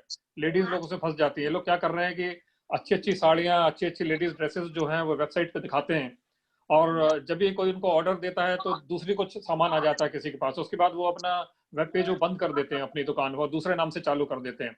तो ये कभी भी अगर आप देखें कि सूरत से कोई अगर ड्रेस मटेरियल बेच रहा है या कुछ कर रहा है तो एकदम अलर्ट हो जाइए, क्योंकि ये सबसे बड़ा फ्रॉड इंडिया में सूरत में हो रहा है। ऐसे ही पहले प्लांटेशन का होता था, फिर बीच में country club of India Bangalore में है, उसके ऊपर तो हमने ऐसा एक्शन लिया हुआ है कि बहुत चढ़ता है वो हमसे। हमने तो पूरा मतलब उसकी छानबीन करके रिसर्च निकाल के कम से कम हमारे साथ 1000 मेंबर्स उसके जुड़े हुए हैं जो कि फ्रॉड में फंस चुके हैं। Country club of India limited क्या करता है, वो 1.5 लाख रुपए से 2 लाख रुपए की मेंबरशिप देता है। ये इनके बच्चे लोग क्या है, मॉल्स वगैरह में जाके आपसे छोटा सा फॉर्म भरवाएंगे और कहेंगे आपको प्राइज मिलेगा, लकी ड्रॉ है। फिर आपका लकी ड्रॉ तुरंत निकल जाएगा और आपको बुला लेंगे कि आप भैया शॉप नंबर यहाँ पे चले जाइए, यहाँ पे आप आधे घंटे का प्रेजेंटेशन देख लीजिए, उसके बाद आपको फ्री गिफ्ट मिलेगा। तो ये क्या करते हैं, प्रेजेंटेशन देते हैं और अपना जो उनका स्कीम है टाइम शेयर की वो बेचने की कोशिश करते हैं। और फिर उसके बाद क्या होता है कि फिर वो आपसे बोलेंगे कि आप इतना इन्वेस्टमेंट कर दो, हमारे पास 2 लाख रुपए की स्कीम है, वो आज डिस्काउंट पे 1.5 लाख में मिल रही है, आप वो ले लीजिए तो आपको 10 साल फ्री हॉलीडे मिलेगा, बड़े रिसोर्ट की फोटो दिखाएंगे, सब करेंगे।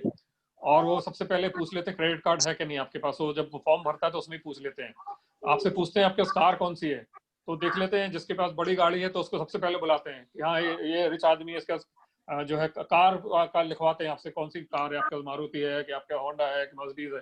तो बड़ी गाड़ियों वालों को पहले वो बुला लेते हैं और उनसे किसी भी तरीके से 1.5 लाख 2 लाख रुपए खींच लेते हैं, और फिर उसके बाद कुछ उनको सर्विस नहीं मिलता है। तो ये country club of India limited बहुत बड़ा फ्रॉड है, इसमें काफी पॉलिटिकल लोग भी इन्वॉल्व हैं कर्नाटका के, तो इससे हमारा रेगुलर फाइट चल रहा है।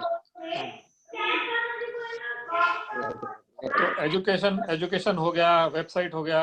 आजकल क्योंकि कोरोना का समय चल रहा है तो सब लोग घर पे हैं, तो घर से बहुत लोग शॉपिंग कर रहे हैं, तो आजकल जो है ये ऑनलाइन शॉपिंग की कंप्लेंट्स बहुत ज्यादा बढ़ गई हैं। तो ये सारी चीजें। दूसरी अभी मैं कल का इंसिडेंट बताता हूँ। कल हमारे यहाँ क्या हुआ, हमारी बिल्डिंग में मेरे पास काफी कोरियर आते हैं, तो मेरे पास DTDC कोरियर एक आया कल। तो वो जो डिलीवरी बॉय था वो आके कोरियर दे करके गया, और जो कोरियर बॉय के साथ एक और आदमी था वो हम लोग के सोसाइटी के गेट के बाहर उसने स्कूटर पार्क कर दिया था, गेट को ब्लॉक करके। तो जब हमारे सिक्योरिटी वाले ने उसको बोला कि जब स्कूटर पे अपना साइड में कर लीजिए ये अपनी गाड़ी, तो क्योंकि हम लोग के यहाँ सोसाइटी की गाड़ियां निकलती हैं, तो उसने उसके साथ झगड़ा करना चालू कर दिया और हमारी सिक्योरिटी को उसने मारा। उन दोनों ने मिलकर के हमारी सिक्योरिटी वालों को काफी मारा, क्योंकि वो लोकल लोग थे, और थाने में यहाँ पे बहुत ज्यादा है कि यहाँ पे जो लोकलाइज जो लोग हैं वो अपना टीम बना के गुंडागिरी ज्यादा कर रहे हैं। तो हमारे CCTV कैमरा में सारा रिकॉर्ड हो गया और मैंने तुरंत चेयरमैन को वहाँ पे अप्रोच किया और चेयरमैन को सारा मैंने सीसीटीवी फुटेज भेजा। हमने कहा इस तरीके के तुम्हारे डीटीडीसी के लोग आकर के यहाँ पे गुंडागिरी कर रहे हैं और आप इस तरीके की आप सर्विस इंडस्ट्री में लोग रखते हो।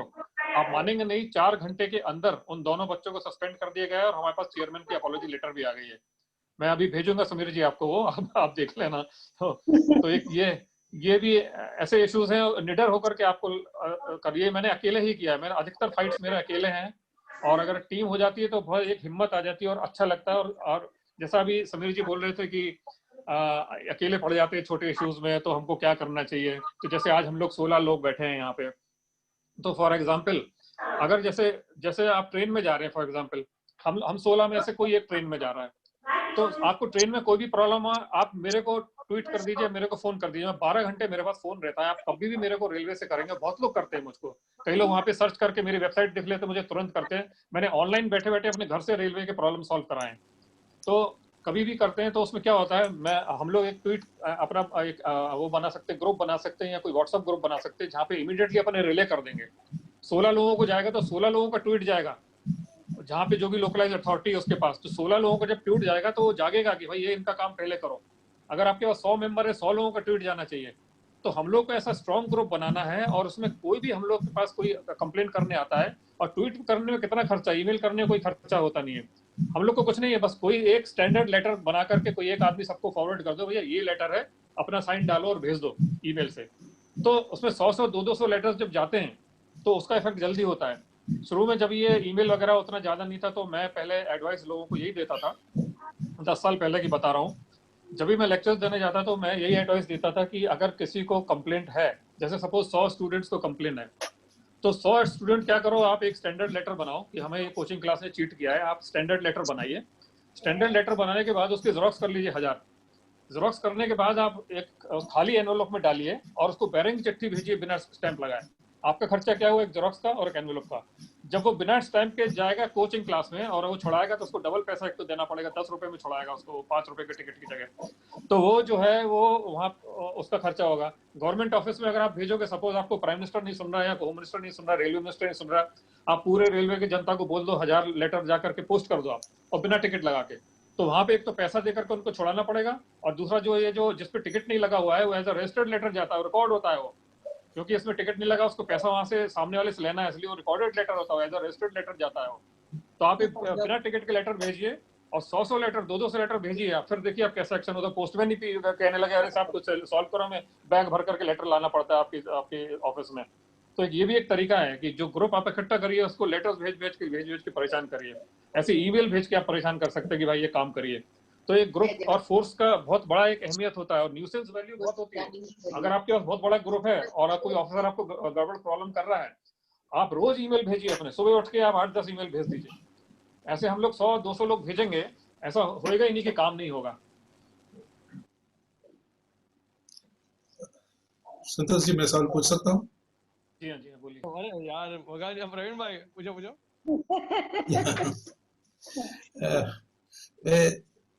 3 सवाल है मगर बहुत छोटे छोटे हैं। और पहली बात तो ये आती है कि जो स्किल डेवलपमेंट जो गवर्नमेंट चला रही है, ये बहुत बड़ा फ्रॉड है। छोटा सा एग्जांपल ये है कि मैं हमारी कार लेके गैरेज पे गया था करीब बिफोर कोविड। वो लड़का बोलता है साहब आप कल आइए। मैं बोला अभी क्या बात है? तो बोले अभी फोन आया है, मुझे जाना है। बोला काम कंप्लीट करो जाओ। बोले नहीं अभी वहाँ फोटो खींचना है, वीडियो वाले आए। He was a student skill development में, जहाँ उसको स्टाइपेंड मिलती थी 1500 रुपया, और बोलते हैं खाली तुम्हारा वीडियो फोटो ये सब हो गया, काम खत्म, 2 महीना का ट्रेनिंग है, 2 या 3 महीना तुमको सर्टिफिकेट मिल जाएगा। काम की गारंटी है स्किल। दिस इज मोर और less happening through out the country in skill development. अब इसमें कंज्यूमर कहेंगे या क्या कहेंगे, that you can define better. दूसरी बात आती है ट्रैवल एजेंसी की। इस प्रकार का हमारे जो दिल्ली में बलबीर सिंह है, वो हम लोग की इस दिल्ली सोसाइटी के अध्यक्ष भी हैं, सीआरपीएफ में रहे थे। उनकी पूरी कॉलोनी में करीब 50-60 लोगों को दुबई का ट्रिप हुआ, कुछ कंसेशंस दिए, ये दिए, लालच में आए, सब पेमेंट कर दिए, and they lost heavy money. सभी का मिला के काफी बड़ा अमाउंट हो गया था। उस तरीके का भी फ्रॉड हुआ। बॉम्बे की कंपनी है, वो आए, उनके गुंडे लोग मिलके इनको धमका के वापस भगा दिए। ये करीब 2 साल पहले की बात है। तीसरा इंसिडेंट आता है हॉस्पिटल का, सरकारी हॉस्पिटल गोरखपुर का। आपने सुना होगा, बहुत सारे बच्चे मर गए थे। 85 तो विद इन फर्स्ट 2 डेज ही मर गए थे। हम गए थे वहां फैक्ट फाइंडिंग में। जो मरने का कारण था lack of oxygen, liquid oxygen. Liquid oxygen क्यों नहीं आया था? We have got all the documents. Company वाले ने 3 महीने पहले लिख के दे दिया था कि आप जब तक पेमेंट नहीं करोगे next before 27th of this month हम सप्लाई नहीं करेंगे। उन्होंने सप्लाई बंद किया। ऑल्टरनेट अरेंजमेंट ये लोग ने किया नहीं, और 8 या 9 तारीख को due to lack of oxygen सब मर गए। ऑक्सीजन का पेमेंट क्यों नहीं हुआ? जब उसकी बात करते हैं तो कंपनी वाले ने ऑन द रिकॉर्ड तो कुछ भी नहीं कह सकते, खाली ऐसे ही बात करिए बोले। झगड़ा था कमीशन का, चेंज ऑफ गवर्नमेंट हुई। पहले की गवर्नमेंट जो थी उसमें इतना % कमीशन था, इसमें इन लोग ने कुछ ज्यादा कर दिया कि इतना बढ़ा के हमको दो तभी देंगे। उन्होंने कहा कि टेंडर रिवाइज कीजिए, प्राइस बढ़ाइए तभी हो सकता है। बोले वो सब बाद में होगा, पहले तो आप हमको ये पेमेंट करो, नहीं तो हम कमीशन नहीं देंगे। तो इसमें बात आती है जो पेरेंट्स है जिन्होंने अपने बच्चे खो दिए, क्या उनके कुछ राइट्स हो सकते हैं, लीगल में क्या है? ये 2-3 चीजें आती है जो हम लोग को काफी टाइम परेशान भी करती है कि how we can help the people like this. Thank you sir.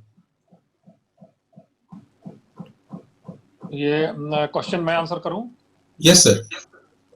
हाँ, देखिए, आपने कहीं पे भी अगर पैसा दिया है, सर्विसेज खरीदी है या कोई प्रोडक्ट खरीदा है, तो आप कंज्यूमर हैं। कहीं पे भी आपने पैसा दिया है, कोई भी सर्विसेज खरीदी है या आपने प्रोडक्ट खरीदा है, तो आप कंज्यूमर हैं। तो हॉस्पिटल में जब उन्होंने फीस दी है, बच्चों ने फीस दी है और वहां पे उन्होंने ऑक्सीजन सप्लाई नहीं करी है, तो गवर्नमेंट हॉस्पिटल सर, वहाँ कोई भी पैसे नहीं थे। नहीं, कोई भी हॉस्पिटल रहने दीजिए। हाँ, ओके। तो गवर्नमेंट हॉस्पिटल मतलब कहीं से तो उसको पैसा आ रहा है, फ्री में तो रन नहीं कर रहा है ना वो, उस बच्चे के बिहाफ पे तो कोई ना कोई पे कर रहा है उसको। तो आप इसके ऊपर कंप्लेंट कर सकते हैं, आप हेल्थ डिपार्टमेंट में कंप्लेंट कर सकते हैं, आप कंज्यूमर कोर्ट में कंप्लेंट कर सकते हैं। तो और बच्चे के जो पेरेंट्स हैं वो बच्चे के बिहाफ पे फाइट कर सकते हैं। और दूसरा, ट्रैवल एजेंसी की जो आप बात कर रहे हैं, वो तो नेचुरली उन्होंने खुद पैसा दिया हुआ है और उन्होंने ये ट्रैवल एजेंसी की सर्विसेज की हुई है। और अगर आप जो बात कर रहे थे कि बॉम्बे में धमकी दी गई थी, तो मैं समझ गया हूँ कौन है, क्योंकि ये केसेस मेरे पास आ चुके हैं ऐसे। या कई कुछ दादर की ट्रैवल एजेंसीज हैं जो ये गड़बड़ कर रही हैं, और कुछ नहीं, मैं पूछा नहीं हूँ, शायद उन्होंने कहा था दादर का ही होगा। दादर की कुछ ट्रैवल एजेंसीज हैं जो ये दादागिरी कर रही हैं, जो ट्रैवल ये चलाते हैं और बाद में सर्विसेज देते नहीं है, और बाद में जब कोई क्लेम करने के लिए आता है तो वो सब ये गुंडागिरी करते हैं, सब चीजें होती हैं। ये केसेस हमारे पास आए हैं और हम लोग जीते भी हैं। तो ये जो ग्रुप गया था ट्रैवल एजेंसी वाला जो आप बता रहे हैं, आप इनको बोल दीजिए हमारी वेबसाइट विजिट कर लें और कंप्लेंट कर दें, हम इनको पूरी हेल्प कर देंगे, उनका पूरा रिफंड मिलेगा। अगर इनका ग्रुप गया घूमने के लिए और वहाँ पे जो सर्विसेज नहीं मिली तो पार्शियल रिफंड उनको मिलेगा जो सर्विसेज नहीं दी थी, और अगर ग्रुप गया ही नहीं, टूर हुआ ही नहीं, तो पूरा रिफंड मिलेगा with interest and with legal cost. आपको कंज्यूमर कोर्ट में फायदा होता है कि जो भी आपने जो पैसा लगाया हुआ है वो तो आपको पूरा मिलता ही है, आपको कंपनसेशन भी मिलता है, जो कि आपको सिविल कोर्ट में शायद ना मिले। अगर जाए तो कंज्यूमर कोर्ट में आपको कंपनसेशन भी मिलता है for mental agony and harassment, और आपके जो लीगल कॉस्ट जो भी आपने खर्चा किया है वकीलों के ऊपर या केस पेपर बनाने में, जेरोक्स बनाने में, वो आपको कॉस्ट भी कंज्यूमर कोर्ट में मिलता है। तो ये एक बेनिफिट होता है। तो ये जो अगर और 2 साल के अंदर आपको टाइम लिमिट होती है कि जिस दिन कॉज ऑफ एक्शन हुआ है उससे 2 साल के अंदर आपको कंज्यूमर कोर्ट में जाना है। तो अगर इनका इशू 2 साल का नहीं है, 2 साल के अंदर ही है तो हो जाएगा।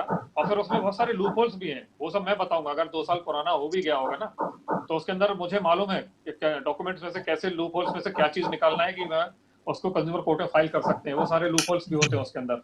तो एक बार इनके डॉक्यूमेंट जब हम देखेंगे तो हमको पता चलेगा कि ये क्या है और कितनी प्रोबेबिलिटी रहेगी जीतने की केस, और उसमें क्या हो सकता है उसके बारे में। और तीसरा आपको कौन सा था? एक तो हॉस्पिटल का हो गया, ये स्किल डेवलपमेंट का जो गवर्नमेंट ऑफ इंडिया का प्रोग्राम चलता है, it is a den of corruption. जी हाँ। तो ये स्किल डेवलपमेंट वाले में तो ये आपको गवर्नमेंट से ही टेकअप करना पड़ेगा। ये काफी कंप्लेंट्स हमारे पास भी इसकी आई हुई हैं, और इसमें जैसा बोल रहे हैं कि हाँ फ्रॉड भी काफी है कि कुछ स्किल डेवलपमेंट में 2 टाइप के इन्होंने बनाए हुए हैं कि एक जो स्किल सेंटर होगा जो कि ट्रेनिंग देगा, और दूसरे जो ट्रेनिंग लेंगे। ये 2 ग्रुप चल रहे हैं। तो जो ट्रेनिंग देता है उसको भी फंडिंग मिलती है, जो ट्रेनिंग लेता है उसको भी फंडिंग मिलती है। तो ये मिलजुल के दोनों लोग जो है फंड से खा रहे हैं गवर्नमेंट का। ये काफी लोग ऐसा कर रहे हैं, कुछ इसमें अच्छे भी हैं। तो ये आपको गवर्नमेंट में आपको इसके उसका देखना पड़ेगा कि किसके अंडर में आता है और किससे कौन है, तो उसको लेटर लिखना पड़ेगा।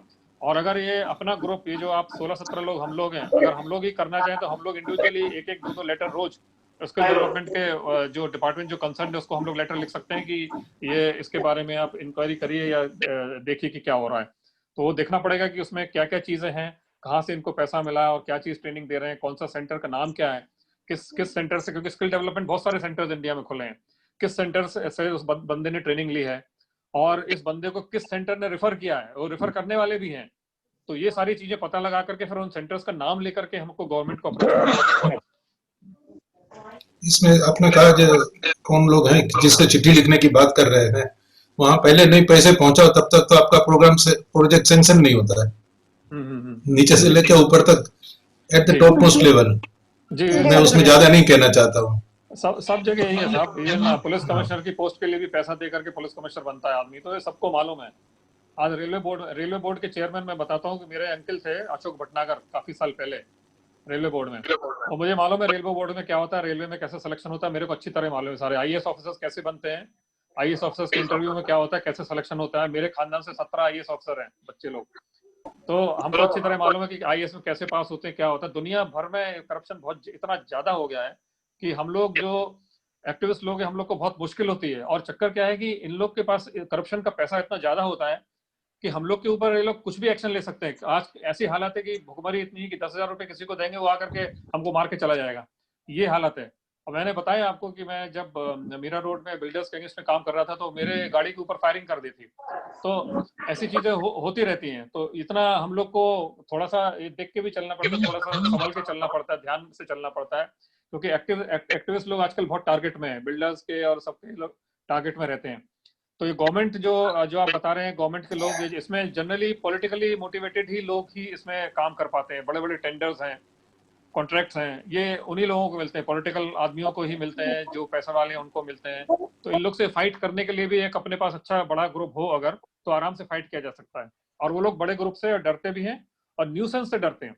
गवर्नमेंट के आदमी को क्या है, गवर्नमेंट के आदमी के साथ अगर थोड़ा सा न्यूसेंस करोगे ना तो उसको ये बताओगे कि भाई देखो अगर आपने हमारे साथ पंगा लिया तो आपकी जो छुपी हुई फाइलें हैं ना, अगर वो भी खुल गई तो आप कहीं के नहीं रहोगे। तो वो डर उसको होता है कि हमने जितना खाया पिया जितना किया, अगर वो भी फाइलें कहीं खुल गई और ये 10 लोगों ने किया, ऐसे 10 लोगों के बात मान लो, तो एक ये न्यूसेंस बहुत बड़ी वैल्यू करती है, ग्रुप न्यूसेंस। आप ग्रुप बनाओ और उस गवर्नमेंट के साथ इतनी न्यूसेंस करो, रोज लेटर भेजो, धमकी दो, ये सब करो, सब कर दो। उसके बाद उसको समझ में आ जाएगा कि इनके साथ पंगा नहीं लेना। थोड़े दिन में आपका ग्रुप इतना फेमस हो जाएगा कि उनको मालूम कि इस ग्रुप का एक लेटर आया तभी काम हो जाएगा आपका। तो वो एक हम लोग को एक स्ट्रेंथ बनानी है। इसका तो मेरा काफी अनुभव है, 18 साल मैंने आदिवासी इलाकों में काम किया है। हम लोग के नाम से ही काम हो जाता है, इतना टेरर था हम लोग का। हम लोग के ऊपर में भी मारपीट भी हुई है, दंगे फसाद करने की कोशिश की गई है, सब कुछ हुआ है। मगर हम लोग का प्रिंसिपल एक ही था, टिट फॉर टैट। आपने हाथ उठाया तो हम डंडे उठाएंगे। जी जी जी, And we have won every battle. नाम ले लो तो काम हो जाता है रेलवे में। ये गांव के लोगों के साथ और आदिवासी के साथ काम करना वो अनुभव अलग ही था। और जब हम सभ्य समाज में सोफिस्टिकेटेड लोगों के साथ बात करते हैं तो वहां तो खाली आर्ग्यूमेंट्स होती है, काम कुछ नहीं होता है। जी जी जी जी जी, समीर जी बोलिए। संतोष जी, आपके लिए एक मैसेज है।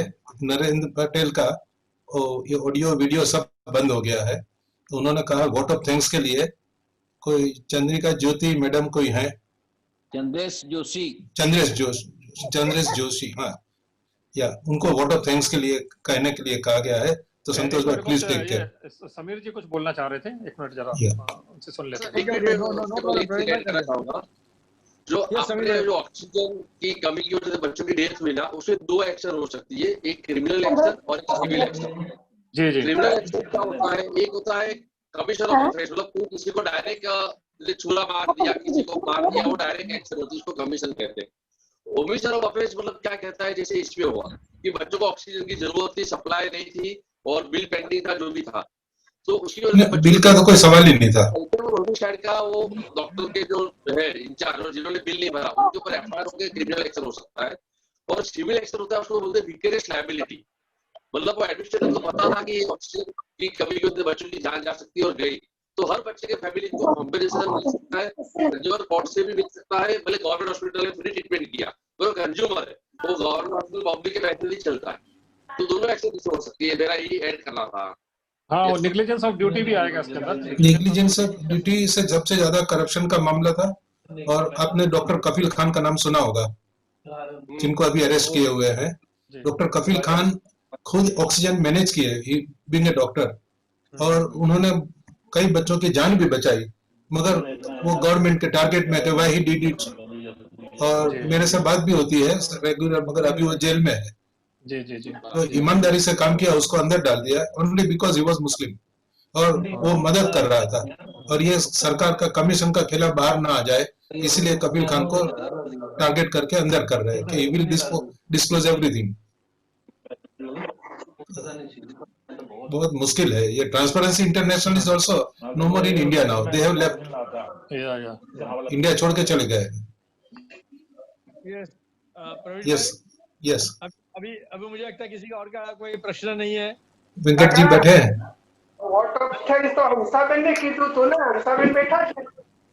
હંસાબેન નથી, ચંદ્રેશ જોશી जी। તો હંસાબેન ને આપો, બેસેલા હતા પાંચાલ, હંસાબેન પાંચાલ છે, એમને આપો।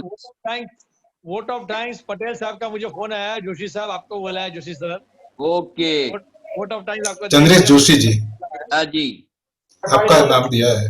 Now I think everything is over. Let us ask Venkat if he has got anything. Patel ji एक बात पूछनी थी कि ये रिकॉर्ड हो रहा है? मेरे को मत पूछो, पैनल में जो साहब लोग आए उनसे पूछो। हेलो, नहीं, ये मुझे आपसे ही पूछना है। तो ये फोन में अलग से पूछ लेना ना, या फेसबुक पे जाएगा?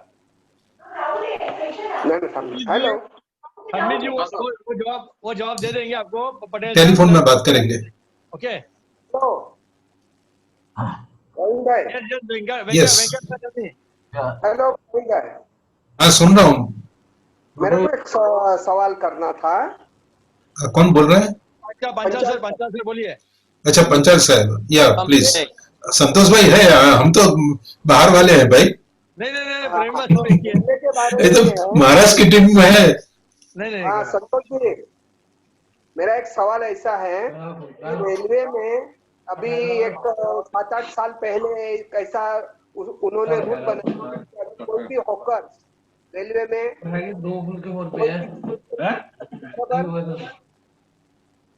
हेलो बोलिए पंचाल साहब। पंचाल साहब आपका आवाज नहीं सुनाई दे रहा है। जो विदाउट लाइसेंस के होकर्स है, हेलो, एक मेरा फोन भी प्यार करे बोले सुनाई देता है? पिंक वाला अरविंद जी आपका माइक बंद कर दीजिए। Yes Panchal sir. Panchal sir आपने माइक बंद कर दिया। पंचाल सर, या अब ठीक है? हाँ ठीक, आवाज आ रही है। हाँ, तो अभी क्या है, मेरा सवाल ये है कि पिछले कई सालों से रेलवे ने एक ऐसा रूल बनाया है कि बाहर के जो होकर्स है वो रेलवे में कोई भी अपनी चीज सामान बेच नहीं सकेंगे, बराबर।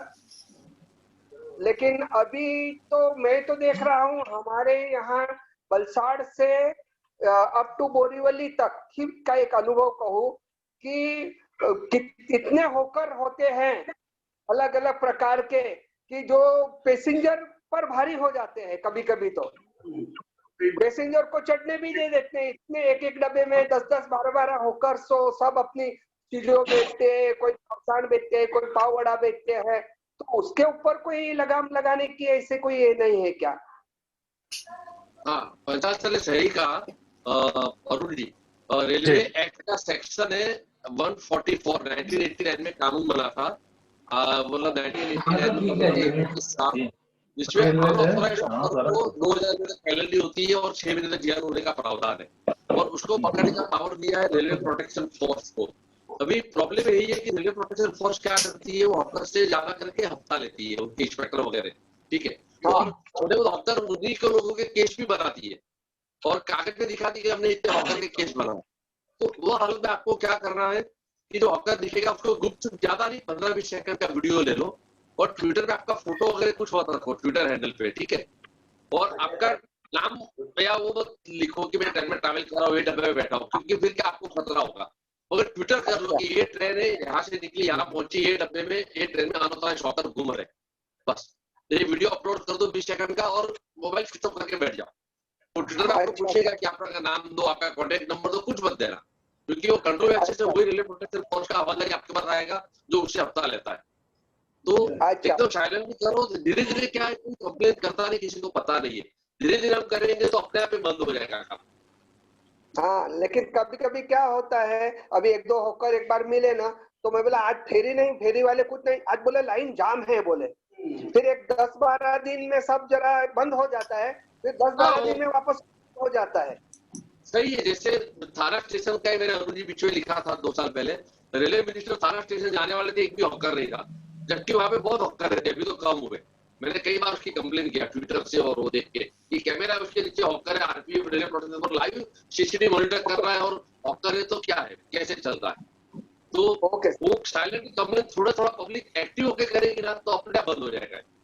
इसके लिए मैं एक आपको आइडिया देता हूँ कि जैसे अगर ट्रेन में, जो मैं अभी बात कर रहा था कि अगर हम लोग कोई ग्रुप बनाएंगे और कलेक्टिव एक्शन लेंगे, तो इसमें सपोज अगर कोई आदमी पैसेंजर रेलवे में ट्रेवल कर रहा है तो उसकी सेफ्टी के लिए उसको क्या करना चाहिए कि उसको हमारे ग्रुप के पास एक वीडियो भेजना चाहिए और हम लोग यहाँ से भेजेंगे, तो रेलवे के पास हमारा नाम, हाँ हमारा नाम और हमारा ट्विटर और सब जाएगा रेलवे के पास, और रेलवे में जो पैसेंजर बैठा है उसको अपन आइडेंटिटी रिवील नहीं करेंगे। तो इस तरीके से ये काम हो सकता है, और अपने पास वीडियो अगर है तो बहुत बड़ा प्रूफ होता है। और कभी भी आप अगर वीडियो या फोटो निकालें तो देख लें उसमें कैमरे में जो डेट आती है ना वो ऑन रखिए, तो डेट और टाइम उसके अंदर रजिस्टर हो जाएगा, तो आपको पता है, ये प्रूफ करना बहुत इजी हो जाएगा कि इस तारीख को इतने बजे हमने फोटो खींची है या इस तारीख को इतने बजे हमने वीडियो बनाया हुआ है। तो उसके अंदर जो कैमरे के अंदर जो डेट और टाइम का ऑप्शन है उसको ऑन करके आप करिए, क्योंकि कभी कभी ये कहते हैं अरे नहीं साहब ये तो वीडियो बहुत पुराना है और ये है, उस तरीके की बातें करते हैं।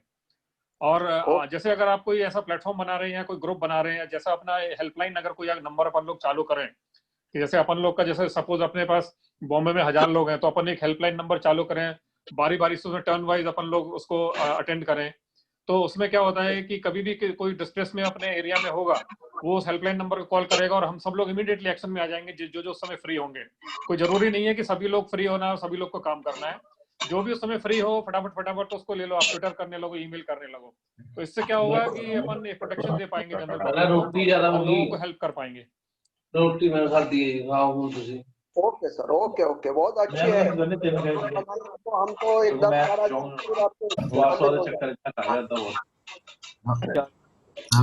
तो क्या मैं आभार व्यक्त करूं क्या? अमित जी आपका माइक ऑन है। Amit ji please unmute.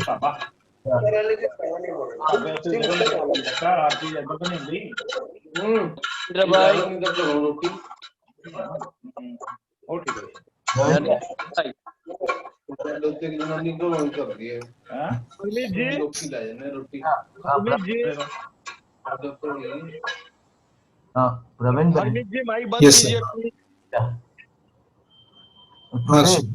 प्रवीण भाई, यस बोलिए। I'm very much impressed with the presentation of today by Arun Saxena and Samir Jhaveri. I never knew such people exist. Though I know we have been doing something in small way for judicial reforms, other things, but what Arun Saxena is doing, it's a great job, I'll tell you that. And I'm very much impressed listening to him. जो तरीके उन्होंने बताया, like that we can become a nuisance value, sending mass mailing without postage stamp. These are all very creative approach. I hats off to Arun and as well as Samir for that. My suggestion is, Praveen, I think we should invite these people on our main webinar one of these days, Saturday, Sunday का. I think हम Saturday, Sunday the national level webinar करते हैं. Why not you invite them? Because I want everyone in India to know such people exist. We should make these two gentlemen not a local figure from Dahanu, but we should make them a national figure. That you and I can do it. And not only that, we have got about 100 societies spread across the country. Why not we make Arun Saxena train all these centers? Train some either the secretary or the treasurer or the president, and so they also can promote in their own area as he rightly put it, we must strengthen their organization in the whatever way, either financially. We should empower. We regularly talk of empowerment, women empowerment. I think Arun Saxena ka movement jaisa movement ko we should empower them more by offering financial support, physical support, and other support, whatever he needs. Whatever I can do, I'm willing to. And about the railway problem, what I heard, why not we like file daba dete, all those things are all I heard. But why not we put small placard, small board outside the in every railway station का बाहर. किसी का mic चालू है, पहले mic बंद कर लीजिए क्योंकि आपकी वॉइस में डिस्टरबेंस हो रहा है. अगर सब लोग माइक बंद कर लेंगे और एक जन बोलेगा तो सुनाई पड़ेगा. Yeah, please mute others. I think why not we put up a small signboard outside every railway station that's like a call center, like one-stop center, or a WhatsApp number or a email ID. Any railway-related grievances, please contact this number. I think that way you will have enough number of people. I think so. We can't do anything within the railway station, within the railway compartment, but we can do outside. Because I find so many placards like doctor available, the taxi available, so many placards. Why not we also make a small 2x2 tin sheet and staple it on the compound wall so people can approach, people will know such forum exists. And not only that, this will act as a deterrent effect because when the railways know that aisa board bar laga hua hai, automatically without doing anything 50% ho jayega jo ho raha hai, the crime ho raha hai. Such board, such group exists. If it is pasted or nailed on the wall outside a railway station, this will go a long way. This will act as a deterring effect. And today, hats off to both of you for the human services, risking your own life. You are doing it.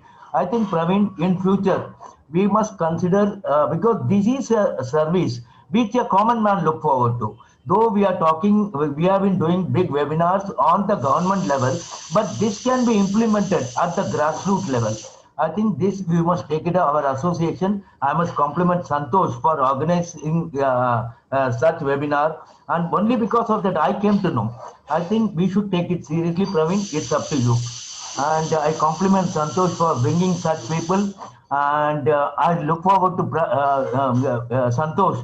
Please bring Arun Jaisa people, Samir Jaisa, more and more people on the webinar, so we can strengthen our movement because ours is a national body. We can really do a lot to back them up. If we don't do, at least let us offer moral support, physical support, as well as fiscal support. I think all these things, if we offer that movement, we have to grow, not a region wise, but we have to make these people, gentlemen, a national figure. Thank you so much. Hats off to your work, and whatever I can do, let me know. Yes. Venkatji, this was done by Mr. N.R. Patel, not by Santosh Shetty. Okay, please kindly take over. But the credit always goes to the boss, yeah. Credit always goes to the leader. Now just a minute, Santoshji. I will take 1 minute only. I accept the proposal of Venkatji, and in one of our national press seminar, we are already up to 10th of January, we have fixed programs, but after 10th January, we will be hosting one of the webinars specifically on this subject. So we would like to know the telephone numbers and which we can take from Narendra Patel. If that is there, then we can take from him. Am I right, Santoshji? Yes, sir. Please share your telephone numbers, both of you in the chat box. Praveen, since you also mentioned after 10th January, you will be taking it up. Chat box is empty. I request both the speakers to make a case study of different areas in which not just the railways, but also the consumer, other things. So the public will know you are not just confined to railways. You can also say about the police, a different case study in one minute. So this will explain what work you have been doing, what all are possible. Because आप तक सब like coaching classes का आपने बताया, इसका बताया, skill development का, the travel agent. So because there are so many issues, I never knew travel agent का, because even I myself have lost to travel agents in the past. The thing is that such a forum exists, it is not known to 99.9% of the population. So I request both the speakers to make a case study, travel, skill development, government, whatever it is, different things. So public we will discuss. Arun Venkatji, We'll discuss on phone. Please, Santosh ji. Yes. For conclusion. Conclusion I have to do? No, Chandresh Joshi ji. Chandresh Joshi sir. But you are the master of this ship, no? Vote of thanks. We are passengers. मैं नरेंद्र भाई पटेल की permission से मैं vote of thanks व्यक्त कर रहा हूं। समय बहुत लंबा गया है, इसलिए मैं ज्यादा बोलता नहीं हूं, मगर आप सभी को एक रिक्वेस्ट है कि ऑनलाइन जो क्लासेस चल रहे हैं स्कूलों में, कॉलेजों में, उसके लिए एक सेमिनार के आयोजन करना अत्यंत जरूरत है, क्योंकि आदिवासी एरिया में आदिवासी बच्चे बिना पढ़ाई के रह जाते हैं, उनके पास किसी भी प्रकार की सुविधाएं प्राप्त होती नहीं है। बड़ी स्कूल वाले यह ऑनलाइन एग्जाम भी लेते हैं, क्लासेस भी चलाते हैं, सभी कुछ चलता है। तो अब नेक्स्ट टाइम जब भी हम मिलेंगे तो इस टॉपिक पर डिस्कशन होना जरूरी है। आज हमारे सेमिनार में समीर भाई जवेरी जी ने और अरुण भाई सक्सेना ने हमें जो मार्गदर्शन किया है वह बहुत ही अमूल्य है। शायद रेलवे मिनिस्टर को भी इन सब कानूनों की जानकारी नहीं होगी, वह जानकारी हमें प्राप्त हुई है। मैं हमारे Dahanu society for fast justice की ओर से दोनों का आभार व्यक्त करता हूँ। रविंद्र भाई, बहुत सालों के बाद दर्शन हुए हैं, आपका भी बहुत ही आभार। कविता जी, आपने जो अपना दुख व्यक्त किया है वह सचमुच हृदय को स्पर्श करने वाला है। तो आपने भी जो भाग लिया, यहाँ पर मार्गदर्शन किया, उसके लिए मैं आभारी हूँ। वैसे ही हमारे सोसाइटी ऑफ फास्ट जस्टिस के सभी मेंबर जो यहाँ पर उपस्थित है, आप सभी उपस्थित है, यह ऑनलाइन के लिए जो भी टेक्नोलॉजी का उपयोग हुआ, वह पात्रा जी ने जो व्यवस्था की है, उनके लिए भी मैं सच्चे दिल से आभार व्यक्त करता हूँ। एक्चुअली हम सब एक फैमिली के मेंबर है, मेंबरों का आभार व्यक्त करना वह औपचारिक जैसा लगता है, मगर यह हमारा रिवाज है, पद्धत है, इसीलिए आप सभी का फिर से अंतःकरण पूर्वक आभार व्यक्त करता हूं। धन्यवाद। Thank you.